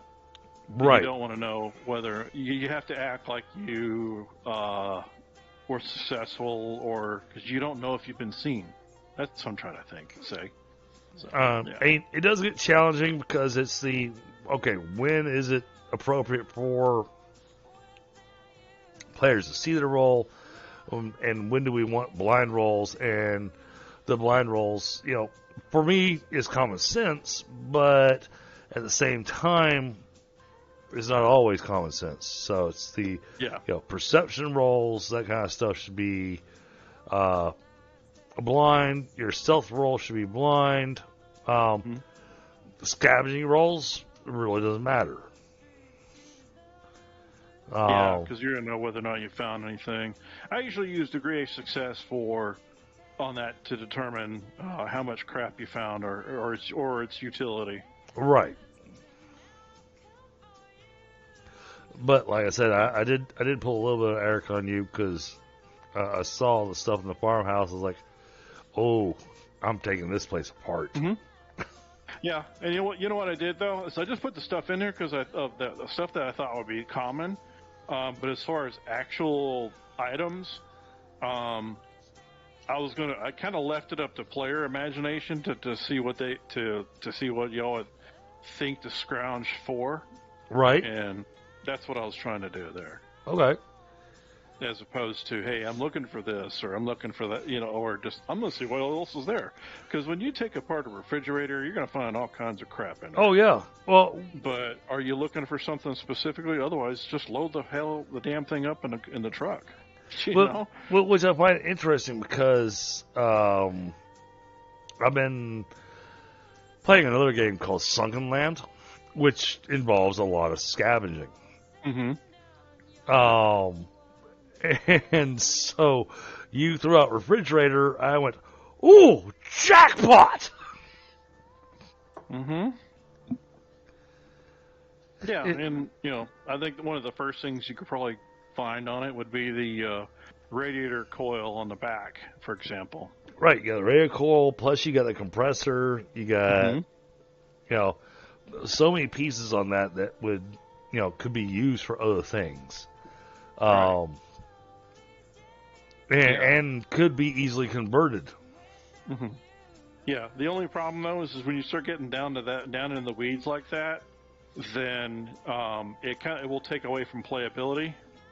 Right, and that was something I was trying to avoid because I started going down in the weeds, and then I was all of a sudden going, no, wait, I need to stop here because now I'm getting silly with my scavenging. And I'm just going to go, okay, just general scavenging, the springs from the couches, the compressor, the coils, and everything out of the fridge. Yeah, and you needed, honestly, one of the things you needed to do was scavenge and recover any of the wood, because that's going to be part of what you need to build the boat to get across the lake. Which is the thing that I said, just ignore that, and we can come back for that later. No, but y'all did load up the wood in the truck. We did. Yeah. Now we just got to break it apart to turn it into a boat. That makes sense. Yeah, or if you can figure out a way to move the pontoon closer to where the car is. But we got, even with two pontoons, a pontoon's not going to handle the weight of a car. No, not at all. and it won't handle the weight of his truck. Nope. No, that's going to be build it, but, knowing what we're going to ready to walk into, yeah, I'm going to continue taking pot shots, even if even if I have to ignore the big bad nasty thing and just take out all the little things. So the only thing we have to worry about is the big bad nasty thing. The problem is that sailing across the lake while big bad nasty thing's alerted, not a good plan.